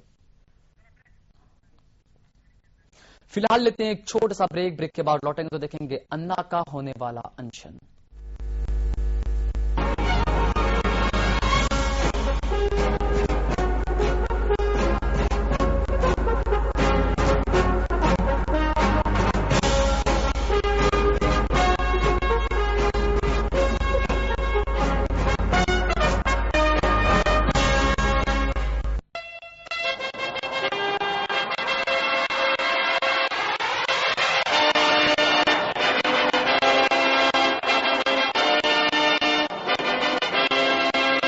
उत्तराखंड सरकार का ग्रामीण जनता को तोहफा, सचल चिकित्सा वाहन। आप भी लाभ उठाएं, जांच कराएं और आम बीमारियों का इलाज पाएं। गर्भवती महिलाओं के लिए विशेष सुविधा, अल्ट्रासाउंड, एक्सरे, ईसीजी, खून की जांच की सुविधा उपलब्ध। बीपीएल के लिए सभी जांच मुफ्त। उत्तराखंड में चली बेहतर सेहत की बयार, डॉक्टर पहुंचे अब आपके द्वार। मोबाइल हेल्थ क्लिनिक का पूरा लाभ उठाएं, उत्तराखंड सरकार का प्रयास सफल बनाएं। सेवा प्रदाता doctor Jain video on wheels limited, नई दिल्ली। चिकित्सा, स्वास्थ्य एवं परिवार कल्याण महानिदेशालय उत्तराखंड द्वारा जनहित में जारी।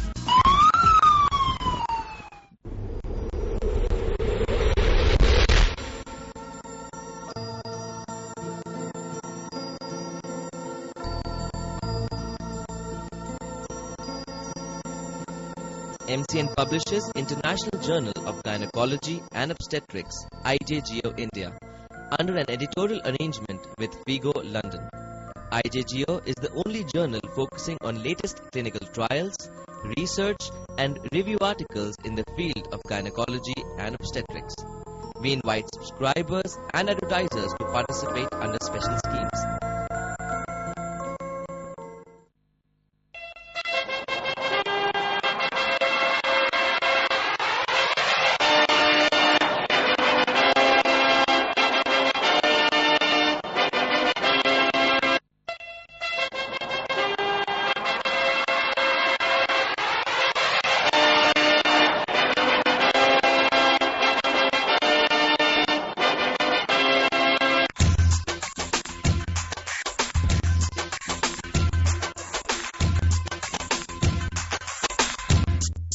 Do you want to make a career in management? To join कीजिए NBA School of Business. Courses offered BBA and MBA. NBA में आपको मिलती है highly experienced faculty, guaranteed placements और 1 year paid on-job training. Degrees from UGC recognized A-grade university. Free laptops and foreign tour for students. NBA is located in the heart of Delhi. For more information, SMS NBA to 56767 or call 9311004710 or 01165060618. At NBA, we nurture your dreams into reality.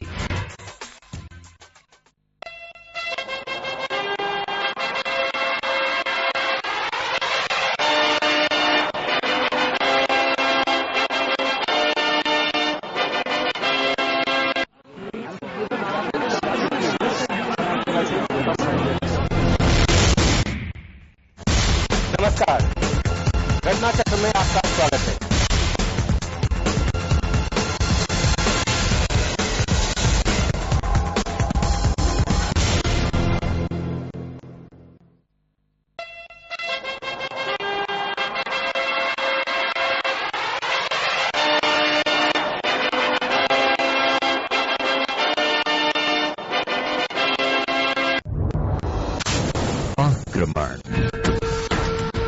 आक्रामक, राजनीति की माया, ममता या जया, अंदाज अपना अपना, खेल है या मेल, हिंसा से राजनीति, राजनीति से हिंसा, हर खबर पर पैनी नजर आज दिन भर।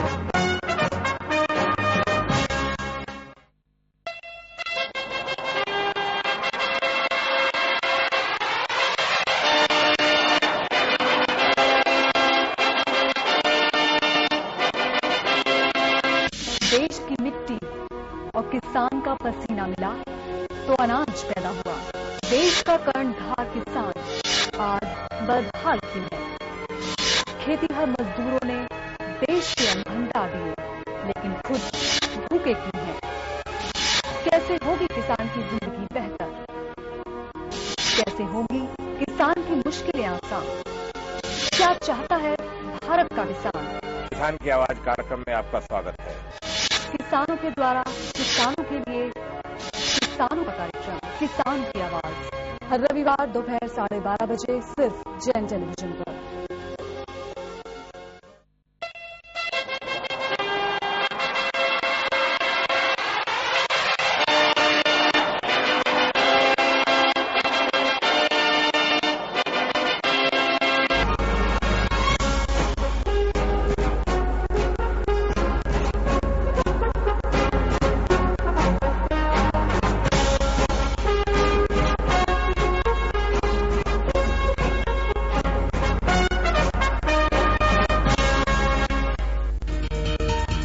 ब्लास्ट को लेकर देश के कई हिस्सों में छापेमारी जारी। किशनगंज से एक संदिग्ध हिरासत में तो अजमेर जेल में बंद कैदी से की पूछताछ। ब्लास्ट मामले में पूछताछ के दौरान एक शख्स की मौत पर उठे सवाल, प्रशासन ने दिए सीआईडी जांच के आदेश। अहमदाबाद में बड़े धमाकों की साजिश नाकाम, 10 देसी बम के गए डिस्प्यूट शहजाद समेत 3 शख्स गिरफ्तार। लोकपाल बिल पर सरकार से 2-2 हाथ के मूड में अन्ना हजारे आंदोलन के मद्देनजर सुप्रीम कोर्ट में दाखिल करेंगे जनहित याचिका। और नीरज ग्रोवर हत्याकांड में दोषी जयराम पहुंचे मुंबई हाईकोर्ट। सेशन कोर्ट के फैसले को दी चुनौती, मारिया को बताया असली गुनहगार।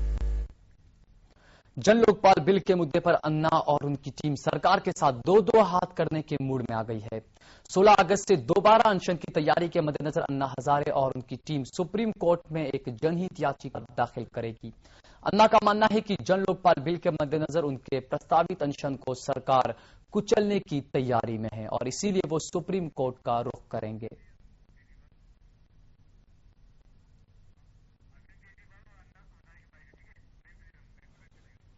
मैं आपको बता दें कि अन्ना हजारे और उनकी टीम सरकार से दो हाथ करने के लिए तैयार है। हालांकि अन्ना हजारे पहले कह चुके हैं कि वो अपना अनशन जरूर करके रहेंगे, लेकिन जिस तरीके से सरकार की तरफ से उनके अनशन को कुचलने की कोशिश की जा रही है, ये कहना है अन्ना हजारे का। इस पर और क्या कुछ कहा अन्ना और उनके टीम के सदस्य अरविंद केजरीवाल ने, आइए सुनते हैं। अन्ना हजारे साहब ने कहा है कि वो मारेंगे तो मार खाने के लिए तैयार है, वो गिरफ्तार करेंगे, हम गिरफ्तार होने के लिए तैयार है। वो अगर हमें जेल भेजेंगे जेल जाने को तैयार है, जो बंदूकें चलाएंगे बंदूकें खाने को तैयार है। यहाँ से हटेंगे नहीं और हम हाथ नहीं उठाएंगे, पूरा हिंसात्मक तरीके से रहेगा। लेकिन अगर इस देश की जनता 16 तारीख से 16 अगस्त से एक हफ्ते की छुट्टी लेके सड़कों के ऊपर उतर आए, अपने अपने घर के सामने उतर आए और हाथों में तिरंगा लेके भारत माता की जय करते हुए सड़कों के ऊपर चलने लगे, तो ये लोग एक अन्ना हजारे को कुचल सकते हैं, 120 अन्ना हजारे को नहीं कुचल पाएंगे, 120 करोड़ अन्ना हजारे को नहीं कुचल पाएंगे। लोकपाल बिल के बारे में जो गवर्नमेंट के साथ बातचीत हुई और जो बातें अधूरी है वो पूरी करने के लिए हम आपस में बात करने वाले हैं, हमारी सिविल सोसाइटी। क्योंकि गवर्नमेंट बोलती है रामदेव का आंदोलन कुचल दिया, ऐसे अन्ना हजारे का भी आंदोलन कुचल देंगे। अरे ये क्या लोकशाही है, हुकुमशाही है? अंग्रेजों की हुकुमशाही ठीक थी, लेकिन लोकशाही में आप कुचलने की बात कर रहे हैं। जनता का वो हक है, आप नहीं कुचल सकते। इसलिए कल हम सुप्रीम कोर्ट में जाएंगे और उच्च न्यायाधीश साहब को बताएंगे कि संविधान ने हर एक नागरिक को अधिकार दिया है आंदोलन करने के, वो उसका हक है। अन्याय अत्याचार के बारे में समाज पर देश पर अन्याय होता है, उस टाइम पर जनता आंदोलन कर सकती है, ये संविधान उसको अधिकार दिए है। जी, अन्ना हजारे का कहना है कि लोकशाही है, इसमें लोगों को इस तरह के आंदोलन करने का हक है, इसीलिए वो कल सुप्रीम कोर्ट में जाएंगे इस मुद्दे को लेकर। इस बारे में ज्यादा जानकारी के लिए बातचीत के लिए हमारे साथ जुड़ रहे हैं हमारे संवाददाता अभय कुमार राय। अभय, जिस तरीके से अन्ना के अनशन को लेकर सरगर्मियां तेज हो गई है, सरकार की तरफ से कहा गया है कि जिस तरीके से बाबा रामदेव का जो हाल हुआ था वो हाल अन्ना का भी हो सकता है। इसी को लेकर अन्ना को कहीं ना कहीं एक डर सताने लगा है। अभय, क्या आप हमें सुन पा रहे हैं? लगता है अभी तक हमारी आवाज नहीं पहुंच पा रही। हम दोबारा अभय से जुड़ने की कोशिश करेंगे। हम आपको बता दें कि इस पूरे मामले में जहां अन्ना हजारे को लेकर एक बयान सरकार की तरफ से पिछले दिनों आया था, जिसमें कहा गया था कि जिस तरीके से बाबा रामदेव के आंदोलन को कुचल दिया गया, ऐसी ही कार्रवाई और इसी तरह की कार्रवाई अन्ना हजारे से भी उनके समर्थकों के सामने भी ऐसी कार्रवाई की जा सकती है। और इसी बात को लेकर अन्ना हजारे का कहना है कि ये लोकशाही है, ये अंग्रेजों का राज नहीं है। साथ ही उन्होंने ये भी कहा है कि जनता को पूरा हक है कि वो सरकार के खिलाफ आंदोलन करे और सड़कों पर उतर सके, और इसी मुद्दे को लेकर वो सुप्रीम कोर्ट जाएंगे और चीफ जस्टिस को इस बात को बताएंगे कि जनता को पूरा हक है कि वो सरकार के खिलाफ आंदोलन कर सके। और इसीलिए अन्ना हजारे और उनकी टीम ने सुप्रीम कोर्ट जाने का फैसला कर लिया है। कल जो है वो अन्ना हजारे और उनकी टीम तरफ से सुप्रीम कोर्ट में एक अर्जी दाखिल की जाएगी, जिसमें हालांकि इससे पहले अन्ना हजारे साफ कर चुके हैं कि वो 16 अगस्त को अपना अनशन जरूर कर ही रहेंगे। इस बारे में ज्यादा जानकारी के लिए बातचीत के लिए हमारे साथ जुड़े हुए हैं हमारे संवाददाता अभय कुमार राय। अभय, जिस तरीके से अन्ना के अनशन को लेकर एक बार फिर से सरगर्मियां तेज हो चुकी है, लेकिन सरकार की तरफ से पिछले दिनों जो बयान आया था कि बाबा रामदेव के आंदोलन को जिस तरीके से कुचला गया, ऐसा ही पूरा सरकार एक बार फिर से कार्रवाई कर सकती है अन्ना हजारे और उनके समर्थकों के खिलाफ। कहीं ना कहीं अन्ना हजारे डरे हुए हैं इस बात को लेकर। देखिए सहल, अगर देखा जाए तो ये डर नहीं है, लेकिन हाँ ये जरूर है कि जिस तरीके से जब बाबा रामदेव के आंदोलन को कुचला, जो पुलिसिया कार्रवाई हुई 4 जून की रामलीला मैदान में, उसके बाद पूरे देश भर में इसकी आलोचना हुई, चाहे वो सिविल सोसाइटी के लोग हो या फिर राजनीतिक दल हो। लेकिन उसके बाद से कहीं ना कहीं अन्ना को ये लगता है कि सरकार इस तरह, क्योंकि उसके बाद जो बयान आपने सुना होगा कि दिग्विजय सिंह ने ये कहा था, लेकिन बाद में वो भले ही उन्होंने यू टर्न लिया कि उनका कहने का मकसद ये नहीं था, लेकिन अन्ना की टीम को ये जरूर लगता है, अन्ना को भी ये लगता है कि सरकार जो है जिस तरीके से एक तरह से जन लोकपाल बिल के खिलाफ एक मुहिम बना रही है, उन्होंने लोकपाल बिल के बहुत सारे ऐसे मुद्दे हैं जो कि काफी अहम है, उसको मानने से बिल्कुल इनकार कर दिया है, तो सरकार कुछ भी कर सकती है। यानी अब अन्ना और उनकी टीम को सरकार पर किसी तरह का कोई विश्वास नहीं है, इसलिए वो 16 अगस्त के जो उन्होंने अनशन जो शुरू करने की बात कही है कि जिस तरीके से वो अनशन होगा और पूरे देश में एक प्रतिक्रिया होगी, यानी जो उनका साफ तौर पर कहना है कि इस अनशन में बहुत बड़े पैमाने पर लोग भाग लेंगे और ऐसे में तिरंगा लेकर जो सड़कों पर निकलेंगे, तो कहीं न कहीं एक सुरक्षा सुनिश्चित करने की उनकी कोशिश है लोगों की जो उनके साथ जुड़ेंगे। तो ऐसे में वो सुप्रीम कोर्ट में जाना चाहते हैं कि आखिर अनशन का जो एक अधिकार है वो किसी मुद्दे को लेकर सरकार अगर कोई इस तरह की दमनकारी नीति अपनाती है तो उसको लेकर जनता जो है वो आवाज उठा सकती है, तो उस मामले को लेकर वो सुप्रीम कोर्ट से बात करना चाहते हैं, मतलब सुप्रीम कोर्ट में अपनी बात रखना चाहते हैं। तो उन्होंने साफ तौर पर कहा कि सुप्रीम कोर्ट में जो उच्च न्यायाधीश हैं, यानी जो जजेज हैं, उनको अपनी बात जो है वो अपने मकसद से, जो उनका लक्ष्य है, जो अपनी बात है, जो अपनी आशंका है सरकार के प्रति, वो उसको वो बताएंगे। लेकिन अब इस पूरे मामले में यह भी हो सकता है जिस तरीके से देश के जो हालात, इस तरीके से धमाके और थ्रेट जो मिल रहे हैं, इसे देखते हुए कहीं ना कहीं सुप्रीम कोर्ट से अगर अन्ना के अनशन पर रोक लग जाती तो अन्ना का अगला कदम क्या हो सकता है इस हालत में? देखिए, ये अगर रोक लगने की बात जो है, अनशन और जो अभी के मौजूदा हालात की बात बिल्कुल अलग है। अनशन जो है वो कहीं हो सकता है कि बहुत कम वहां भीड़ को रहने दिया जाए, लेकिन जहां तक किसी के भूख हड़ताल की बात हो, किसी चीज के को लेकर अधिकारों की जो बात हो, शांतिपूर्ण विरोध का जो है वो एक तरह से अधिकार है। ऐसा पहले भी होता आया है और आजादी से पहले भी इस तरह का होता रहा है, और आजादी के बाद भी आपने देखा होगा बहुत सारे ऐसे मुद्दों को लेकर जो है अनशन होते रहे हैं शांतिपूर्ण, जहां हिंसा की कोई गुंजाइश नहीं हो। तो कुल मिलाकर अगर देखें तो ये जो अन्ना हजारे और उनकी टीम को ये लगता है कि जिस तरीके से बाबा रामदेव का एक शांतिपूर्ण एक धरना था, अनशन था, भले ही योग वो करने के लिए उन्होंने एक रजिस्टर्ड कराया था, लेकिन उसके बारे में पुलिस भी जानती थी, सरकार भी जानती थी, लेकिन जब सरकार से उनकी बातचीत बिल्कुल एक तरह से टूट गई, उसके बाद उन पर इस तरह की कार्रवाई की गई। तो ऐसे में अन्ना हजारे और उनकी टीम को भी लगता है कि जो जन लोकपाल बिल को लेकर सिविल सोसाइटी और सरकार के बीच एक तरह से सहमति की जो बात थी वो बिल्कुल खत्म हो चुकी है, यानी अब दोनों दो ड्राफ्ट है, और अन्ना हजारे को ये लगता है कि सरकार जो है वो कमजोर लोकपाल जो बिल का जो ड्राफ्ट है वही उसे स्वीकार करेगी और उसे संसद में पेश करेगी। तो ऐसे में साफ तौर पर चिदम्बरम ने यह भी कहा कि वो उसको पास कराने की गारंटी वो नहीं है, पेश जरूर करेंगे। यानी कुल मिलाकर आशंकाएं हैं सरकार के प्रति, चाहे वो उनके अनशन को दबाने की बात हो या फिर जन लोकपाल बिल को लेकर। तो इसको लेकर कहीं ना कहीं अन्ना को ये लगता है कि सुप्रीम कोर्ट में वो जाते हैं तो कहीं ना कहीं जो उनके अधिकारों का अगर हनन करने की अगर सरकार सोचती है तो पर कहीं ना कहीं अब सरकार को एक बार फिर से विचार करना पड़ा, यानी अब सरकार और अन्ना की टीम जो है बिल्कुल दो हाथ करने के मूड में आ गई है। जी भाई, बहुत बहुत शुक्रिया आपका। जब आपको बता दें कि सरकार और अन्ना हजारे की टीम दो हाथ करने के लिए तैयार। एक तरफ जहां अन्ना हजारे चाहते हैं कि वो 16 अगस्त को अपना अनशन कर ही रहेंगे, वहां सरकार की तरफ से इसको रोकने की पूरी कोशिशें की जा रही है। इधर कैश फॉर वोट मामले में सुप्रीम कोर्ट की फटकार के बाद दिल्ली पुलिस ने एक शख्स को गिरफ्तार कर लिया है। गिरफ्तार शख्स का नाम संजीव सक्सेना है, जो कि समाजवादी पार्टी के पूर्व नेता अमर सिंह से नजदीकी काफी उनकी बताई जाती है। गौरतलब है कि 22 जुलाई 2008 को बीजेपी के 3 सांसदों ने संसद में नोट लहराते हुए आरोप लगाया था कि मनमोहन सरकार के खिलाफ अविश्वास प्रस्ताव के विरोध में वोट करने के लिए उन्हें रुपये दिए गए हैं। सुप्रीम कोर्ट ने 15 जुलाई को दिल्ली पुलिस को फटकार लगाते हुए पूछा था कि अब तक इस मामले में कोई गिरफ्तारी आखिर क्यों नहीं की गई है। कोर्ट ने पुलिस से 2 हफ्तों में स्टेटस रिपोर्ट दाखिल करने को भी कहा था।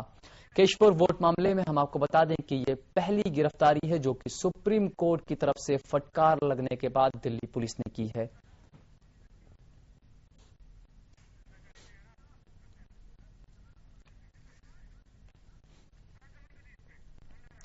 मैं आपको बता दें कि कैश फॉर वोट के मामले में सुप्रीम कोर्ट ने पिछले दिनों फटकार लगाई थी दिल्ली पुलिस को और कहा था कि इस पूरे मामले में दूसरी स्टेटस रिपोर्ट जल्द से जल्द दाखिल करा था कि इसके पहले जो स्टेटस रिपोर्ट दिल्ली पुलिस की तरफ से दी गई थी उसको सिर्फ एक छलावा बताया था उनका। सुप्रीम कोर्ट की तरफ से कहा गया था कि जो स्टेटस रिपोर्ट दिल्ली पुलिस ने सौंपी है उससे ऐसा लगता है कि दिल्ली पुलिस एक बनी बनाई कहानी जो है वो सुना रही है और इसी को लेकर जो है वो एक फटकार लगी थी दिल्ली पुलिस को और उसके बाद दिल्ली पुलिस ने संज्ञान लेते हुए इसमें पहली गिरफ्तारी कर ली है और जो गिरफ्तार शख्स है उसे समाजवादी पार्टी के पूर्व नेता अमर सिंह का काफी करीबी बताया जाता है।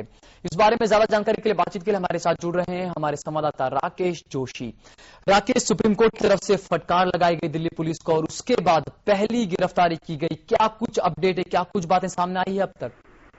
जी, जिस तरीके से सचिव सक्सेना की कैश फॉर वोट के ऊपर गिरफ्तारी हुई है उसके बाद जब विपक्ष ने अपनी प्रतिक्रिया दी है, विपक्ष ने साफ कहा है कि सुप्रीम कोर्ट के इन्वॉल्वमेंट के बाद इस पूरा प्रकरण हुआ है और की गिरफ्तारी हुई है। एक तरीके से जो तार हैं वो खुलते जा रहे हैं और जो यूपीए 2 है उसका जो उसका रूप है वो सामने आ रहा है। ये काफी गंभीर बात है कि जिस तरीके से सरकार अपनी दोहरी नीति लगा रही है और उसके बाद उनका जो रूप सामने आ रहा है कैश फॉर वोट का, ये एक तरीके से एक सीढ़ी चढ़ी गई है उपलब्धि की, जो ये आज पहली गिरफ्तारी हुई है और यूपीए 2 को शर्म करनी चाहिए। इस तरीके के ये बयान आए हैं और साफ है कि आने वाले समय में यूपीए 2 के लिए काफी भारी समय रहेगा क्योंकि जिस तरीके के वो मामलों में इन्वॉल्व है उनकी तार धीरे धीरे खुलेगी। जी राकेश, बहुत बहुत शुक्रिया आपको। जब आपको बता दें कि इस पूरे मामले को लेकर बीजेपी जो है आगे की रणनीति तैयार कर रही है। बीजेपी का कहना है कि बीजेपी पहले से मांग कर रही थी कि इसकी जांच की जानी चाहिए। हालांकि पुलिस की तरफ से जो स्टेटस रिपोर्ट पहले दी गई थी उसको सुप्रीम कोर्ट ने कहा था कि स्टेटस रिपोर्ट ऐसी लगती है कि दिल्ली पुलिस एक कहानी सुना रही हो और उसके बाद जो फटकार लगाई गई उसके बाद पहली बार दिल्ली पुलिस मामले में सबसे पहली गिरफ्तारी की है।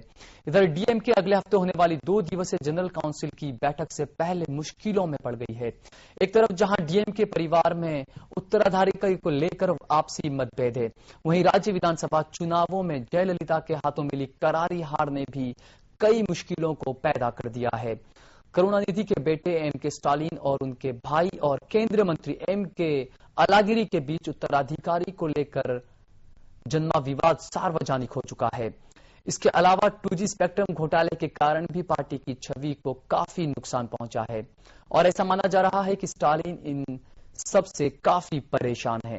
इन सब चीजों को देखते हुए जनरल काउंसिल की बैठक में स्टालिन समर्थक पार्टी मामलों में उनकी ज्यादा भूमिका का दबाव बना सकते हैं और करुणानिधि से ये भी मांग कर सकते हैं कि वो अपने बेटे के लिए अध्यक्ष पद की कुर्सी खाली कर दें। उधर दूसरी तरफ अलागिरी खेमे की तरफ से इसका विरोध किया जा रहा है और करुणानिधि को अध्यक्ष पद पर बनाए रखने का समर्थन किया जा रहा है। बताया जा रहा है कि इस मामले पर पार्टी मुख्यालय में स्टालिन और करुणानिधि के बीच जमकर कहासुनी भी हुई है। गौरतलब है कि डीएमके की जनरल काउंसिल की मीटिंग 23 और 24 जुलाई को कोयम्बतूर में होनी है और इसी मुलाकात में जो है वो केंद्र में समर्थन रखना या नहीं रखना या किस तरीके से अपना फैसला भी सुनाया जा सकता है। हम आपको बता दें कि प्रधानमंत्री मनमोहन सिंह ने पिछले दिनों अपने कैबिनेट में बड़े पैमाने पर जो फेरबदल किया था उसमें 2 सीटें जो है वो फिलहाल डीएमके के लिए रिजर्व रखी गई है। हालांकि डीएमके की तरफ से कोई नाम अभी नहीं दिए गए हैं कि इन 2 मंत्री जो है वो डीएमके की तरफ से कौन शामिल होंगे।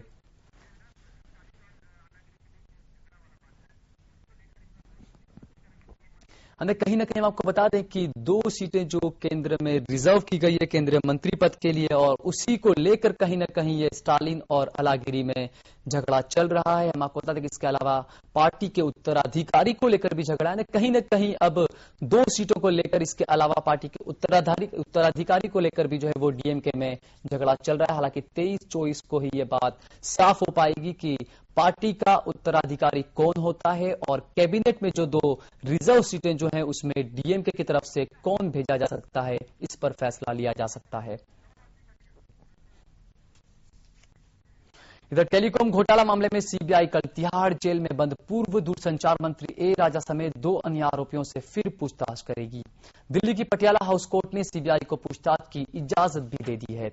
विशेष सीबीआई कोर्ट ने सीबीआई को राजा के साथ पूर्व दूरसंचार सचिव सिद्धार्थ बेहुरा और एक दूरसंचार कंपनी के अधिकारी गौतम दोषी से फिर से पूछताछ करने की इजाजत दी है।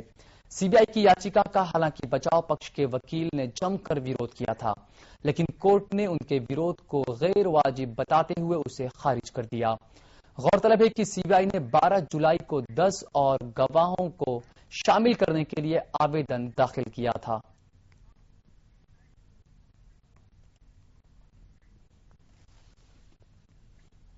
और अब खबर मुंबई से। नीरज ग्रोवर हत्याकांड में दोषी पूर्व नौसैनिक एमिले जेरोम ने मुंबई स्पेशल कोर्ट के फैसले को हाई कोर्ट में चुनौती दे दी है और हत्या के लिए कन्नड़ अभिनेत्री मारिया को जिम्मेदार ठहराया है।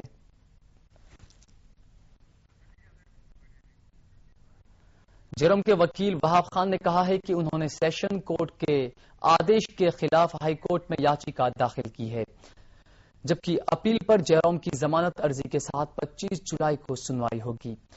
सेशन कोर्ट ने 1 जुलाई को जेरोम के गैर इरादतन हत्या का दोषी ठहराया था और 10 साल की उन्हें सजा सुना दी थी। हालांकि मामले में सह आरोपी और जेरोम की मंगेतर मारिया को सिर्फ सबूत मिटाने का दोषी ठहराया गया था और उसे 3 साल की कैद की सजा सुनाई गई थी। हालांकि मारिया को फैसले के 2 दिन बाद जेल से रिहा कर दिया गया था, क्योंकि वो फैसला आने से पहले ही 3 साल की सजा काट चुकी थी। जेरोम ने मारिया को जिम्मेदार ठहराते हुए अपनी अपील में कहा है कि हत्या का मकसद सिर्फ मारिया का था, ना कि उनका।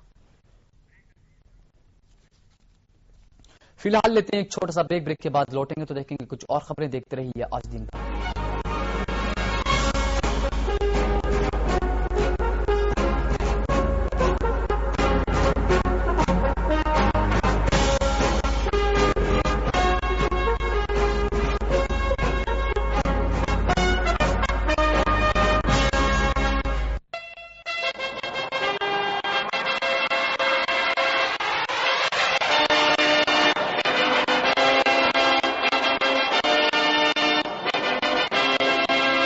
उत्तराखंड सरकार का ग्रामीण जनता को तोहफा सचल चिकित्सा वाहन। आप भी लाभ उठाएं, जांच कराएं और आम बीमारियों का इलाज पाएं। गर्भवती महिलाओं के लिए विशेष सुविधा, अल्ट्रासाउंड, एक्सरे, ईसीजी, खून की जांच की सुविधा उपलब्ध। बीपीएल के लिए सभी जांच मुफ्त। उत्तराखंड में चली बेहतर सेहत की बयार। डॉक्टर पहुँचे अब आपके द्वार। मोबाइल हेल्थ क्लिनिक का पूरा लाभ उठाएं। उत्तराखंड सरकार का प्रयास सफल बनाएं। सेवा प्रदाता doctor Jain video on wheels limited, नई दिल्ली। चिकित्सा, स्वास्थ्य एवं परिवार कल्याण महानिदेशालय उत्तराखंड द्वारा जनहित में जारी।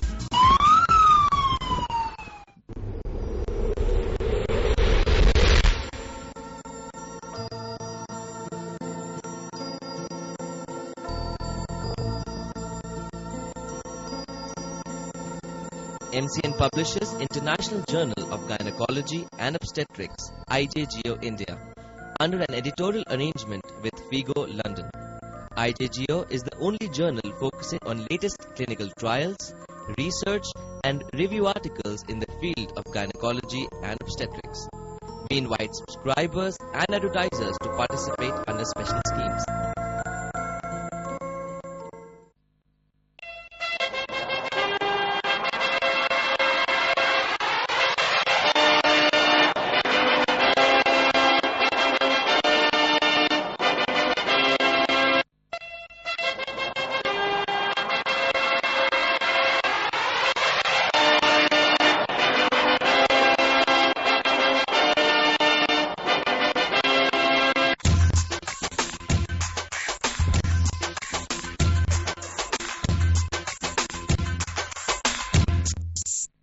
To make a career in management, to join KJ NBA School of Business.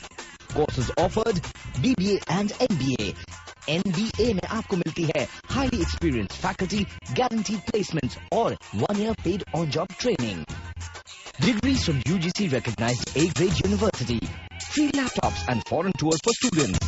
NBA is located in the heart of Delhi. For more information, SMS NBA to 56767 or call 9311004710 or 01165060618. At NBA, we nurture your dreams into reality.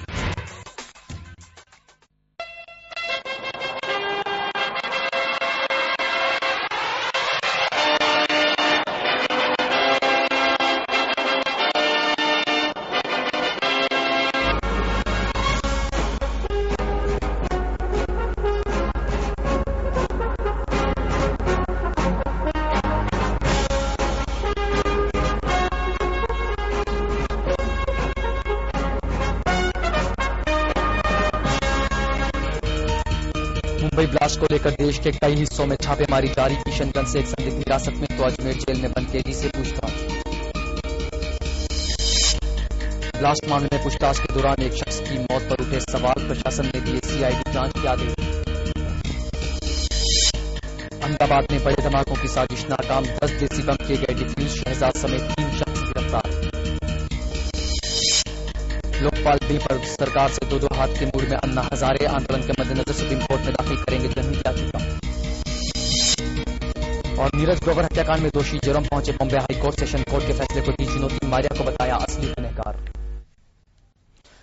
Kerala के पद्मनाभ स्वामी मंदिर के गुप्त खजाने को court के जरिए दुनिया के सामने लाने वाले टीपी सुंदरराजन का आज निधन हो चुका है।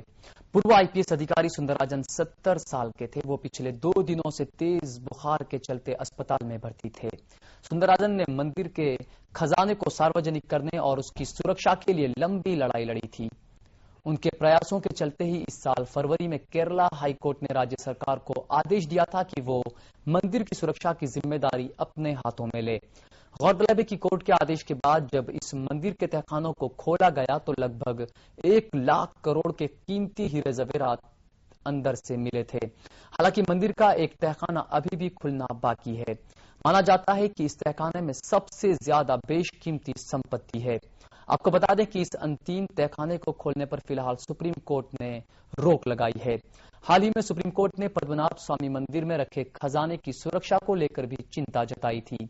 सुप्रीम कोर्ट का मानना है कि अभी जो सुरक्षा है वो काफी नहीं है, इसको बढ़ाए जाने की जरूरत है। कोर्ट ने खजाने की सुरक्षा के लिए राज्य सरकार को और बेहतर योजना तैयार करने का निर्देश दिया था। कोर्ट ने कहा है कि खजाने को इस तरह रखा जाए कि तिजोरी के अंदर भी एक और तिजोरी हो। कोर्ट के मुताबिक खजाने के मूल्यांकन के लिए जानकारों की राय भी लेना बेहद जरूरी है। कोर्ट ने इसके लिए क्यूरेटर की मदद लेने की भी बात कही थी। मामले की अगली सुनवाई 22 जुलाई को होनी है।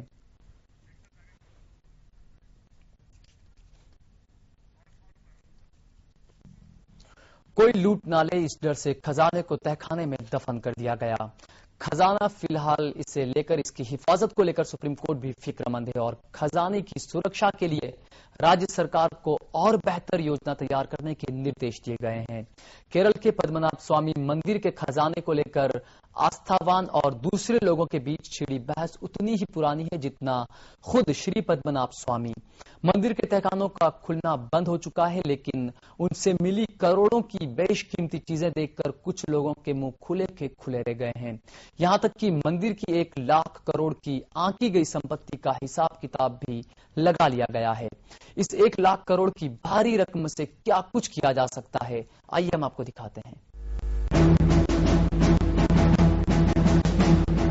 केरल के पद्मनाभ स्वामी मंदिर से मिला खजाना कितने का है, इस पर सस्पेंस बरकरार है। तहखानों से मिला खजाना सालों पुराना है, जिनका संबंध प्राचीन भारतीय सभ्यता से है। ऐसे में ये देश की धरोहर है और इसकी सही कीमत का अंदाजा लगाना बेहद मुश्किल। हालांकि मीडिया में आ रही खबरों में खजाने की कीमत 1 लाख करोड़ से ज्यादा बताई जा रही है। 1 लाख करोड़ रुपए यानी 2.5 साल के केंद्रीय शिक्षा बजट के बराबर। केरल का 56,000 करोड़ का कर्ज 2 बार चुकाया जा सकता है। राज्य के हर परिवार को 1.5 से 2 लाख रुपए दिए जा सकते हैं। गोवा, त्रिपुरा जैसे कई राज्यों का कर्ज अदा हो सकता है। 40,000 करोड़ वाले मनरेगा के 2 साल के बजट से भी ज्यादा। किसानों के 72,000 करोड़ रुपए का कर्ज एक बार और माफ किया जा सकता है। 1 लाख करोड़ रुपए से 20,000 किलोमीटर लंबी नई सड़क का निर्माण मुमकिन, या फिर 500 मेगावाट के 50 बिजली घरों का निर्माण भी करवाया जा सकता है। इससे फूड सिक्योरिटी बिल का 70,000 करोड़ और मनरेगा का 40,000 करोड़ का खर्च निकल सकता है। भारत का 7 महीने का रक्षा खर्च पूरा हो सकता है। 1 लाख करोड़ रुपए यानी दिल्ली के 27,000 करोड़, उत्तराखंड के 7,800 करोड़ और झारखंड के 33,000 करोड़ के कुल बजट से भी ज्यादा। कोरिया की स्टील कंपनी पॉस्को के ओडिशा में किए जा रहे $12 बिलियन के प्रस्तावित निवेश से करीब 2 गुना। हम आपको बता दें, ये भारत में अब तक का सबसे बड़ा निवेश है। रिलायंस इंडस्ट्रीज के मार्केट वैल्यू की 1/3 और विप्रो के तकरीबन बराबर। यानी पद्मनाभ स्वामी के पास जितनी संपत्ति है उससे कर्ज माफी या योजनाओं परियोजनाओं का खर्च निकाला जा सकता है।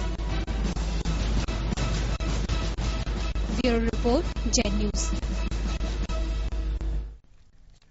और अब खबर उत्तर प्रदेश से। उत्तर प्रदेश के अलीगढ़ में एक फ्लोर मिल पर छापा मारकर 2 ट्रक सरकारी गेहूं बरामद किया गया है।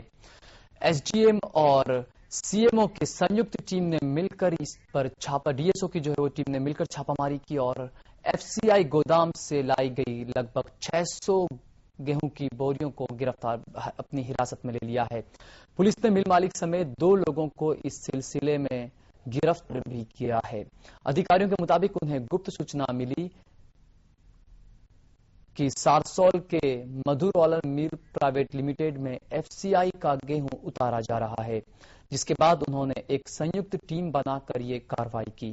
अधिकारियों का कहना है कि सरकारी गोदाम से गेहूं का उठान बीपीएल परिवारों के लिए या फिर अंत्योदय योजना और मिड डे मील के लिए होता है। अधिकारी हालांकि अब इस बात का पता लगाने में जुटे हैं कि ये बरामद किया गया गेहूं किस योजना के तहत उठाया गया है और कहां से उठाया गया है। इसके अलावा ये धंधा कितने दिनों से चल रहा है और इस गोरख धंधे में कौन कौन लोग शामिल हैं, इसकी भी जांच शुरू हो गई है। बहरहाल पुलिस ने मिल मालिक और उसके सहयोगियों को गिरफ्तार कर दोनों के खिलाफ आवश्यक वस्तु अधिनियम के तहत केस दर्ज कर लिया है।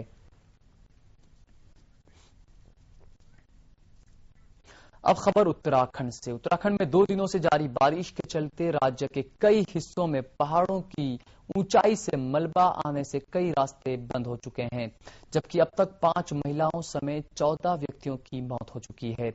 आधिकारिक सूत्रों के मुताबिक उत्तरकाशी जिले के नालू पानी के पास सड़क पर मलबा आने से ऋषिकेश गंगोत्री मार्ग को अस्थायी रूप से बंद करना पड़ा है, जिससे मार्ग के दोनों ओर सैकड़ों वाहन यात्री फंसे हुए हैं। तीर्थ बद्रीनाथ मार्ग पर लामबगढ़, चमोली और पीपल कोटी के पास मलबा आने से बद्रीनाथ मार्ग को भी बंद करना पड़ा है। यहां भी भारी तादाद में यात्री फंसे हुए हैं। सूत्रों के मुताबिक दोनों मार्गों पर मलबे को साफ करने का काम शुरू कर दिया गया है और संभावना है कि जल्द ही मलबा साफ कर लिया जाएगा। राज्य में भारी वर्षा के चलते कल देहरादून के लक्ष्मण चौक के पास एक बांध की दीवार भी ढह गई थी, जिससे 46 साल की महिला की मौत हो गई थी।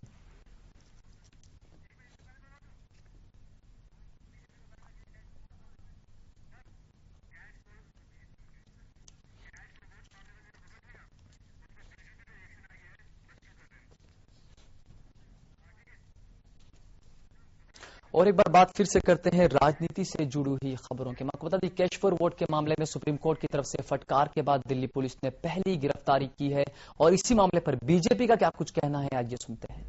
उच्चतम न्यायालय के आदेश के बाद आज संजीव सक्सेना की गिरफ्तारी हुई है।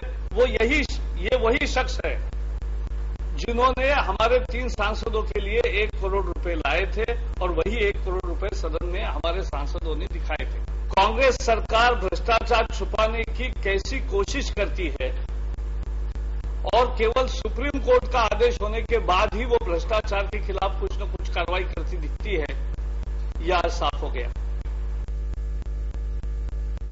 रुक करते हैं कुछ अंतर्राष्ट्रीय खबरों का और सबसे पहले बात करते हैं अमेरिका की। अमेरिकी राष्ट्रपति बराक ओबामा से तिब्बती आध्यात्मिक गुरु दलाई लामा की मुलाकात का चीन ने कड़ा विरोध किया है।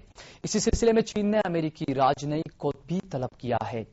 चीनी विदेश मंत्रालय ने बताया कि चीन के उप विदेश मंत्री कुई तियानकाई ने अमेरिकी दूतावास के प्रभारी रॉबर्ट एस वांग से ओबामा की दलाई लामा से मुलाकात पर अपना विरोध दर्ज करा दिया है।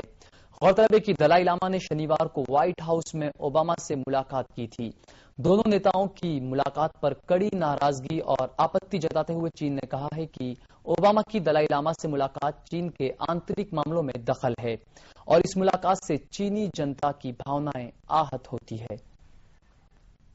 मैं आपको बता दें कि जिस तरीके से इस पूरे मामले में पिछली बार भी जब दलाई लामा का जब अमेरिका दौरा हुआ था उसे लेकर, हालांकि इस दौरे से भी पहले चीन ने साफ कर दिया था कि अमेरिका ने अगर दलाई लामा से बातचीत की तो ये सही नहीं होगा और अब जो है वो एक बार फिर मुलाकात की। इससे पहले भी मुलाकात कर चुके हैं और हालांकि चीन का कहना है कि चीन के आंतरिक मामलों में अमेरिका दखल दे रहा है, जो कि ठीक नहीं है।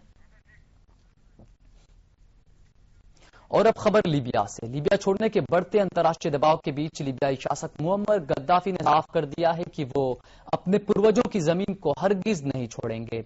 उन्होंने लीबिया में अपने समर्थकों को संबोधित करते हुए कहा है कि वो मुझे देश छोड़ने का कह रहे हैं, लेकिन मैं अपने पूर्वजों की जमीन हरगिज नहीं छोड़ूंगा। दरअसल पश्चिमी और अरब देशों ने शुक्रवार को इस्तांबुल में एक बैठक कर गद्दाफी से पद छोड़ने की मांग की थी, जबकि लीबिया के विद्रोहियों को कानूनी रूप से शासक घोषित कर दिया था, जिसके बाद गद्दाफी का यह बयान सामने आया है। गौरतलब है कि गद्दाफी पिछले 8 दशक से सत्ता पर काबिज हैं।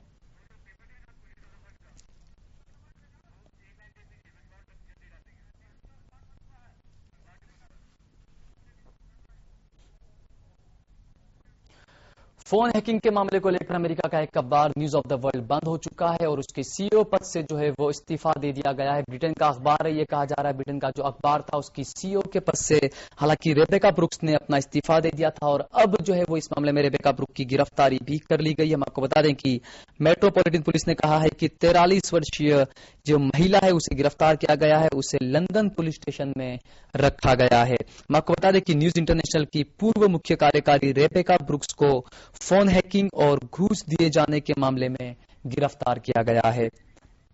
रेबेका को फोन हैकिंग मामले में साजिश रचने और भ्रष्टाचार के संदेह में गिरफ्तार किया गया है। इस मामले की जांच ऑपरेशन विटिंग टीम कर रही है और हम आपको बता दें कि इस पद से जो है वो पहले ही रेबेका इस्तीफा दे चुकी हैं और ब्रिटेन में फोन हैकिंग का मामला काफी गंभीर मोड़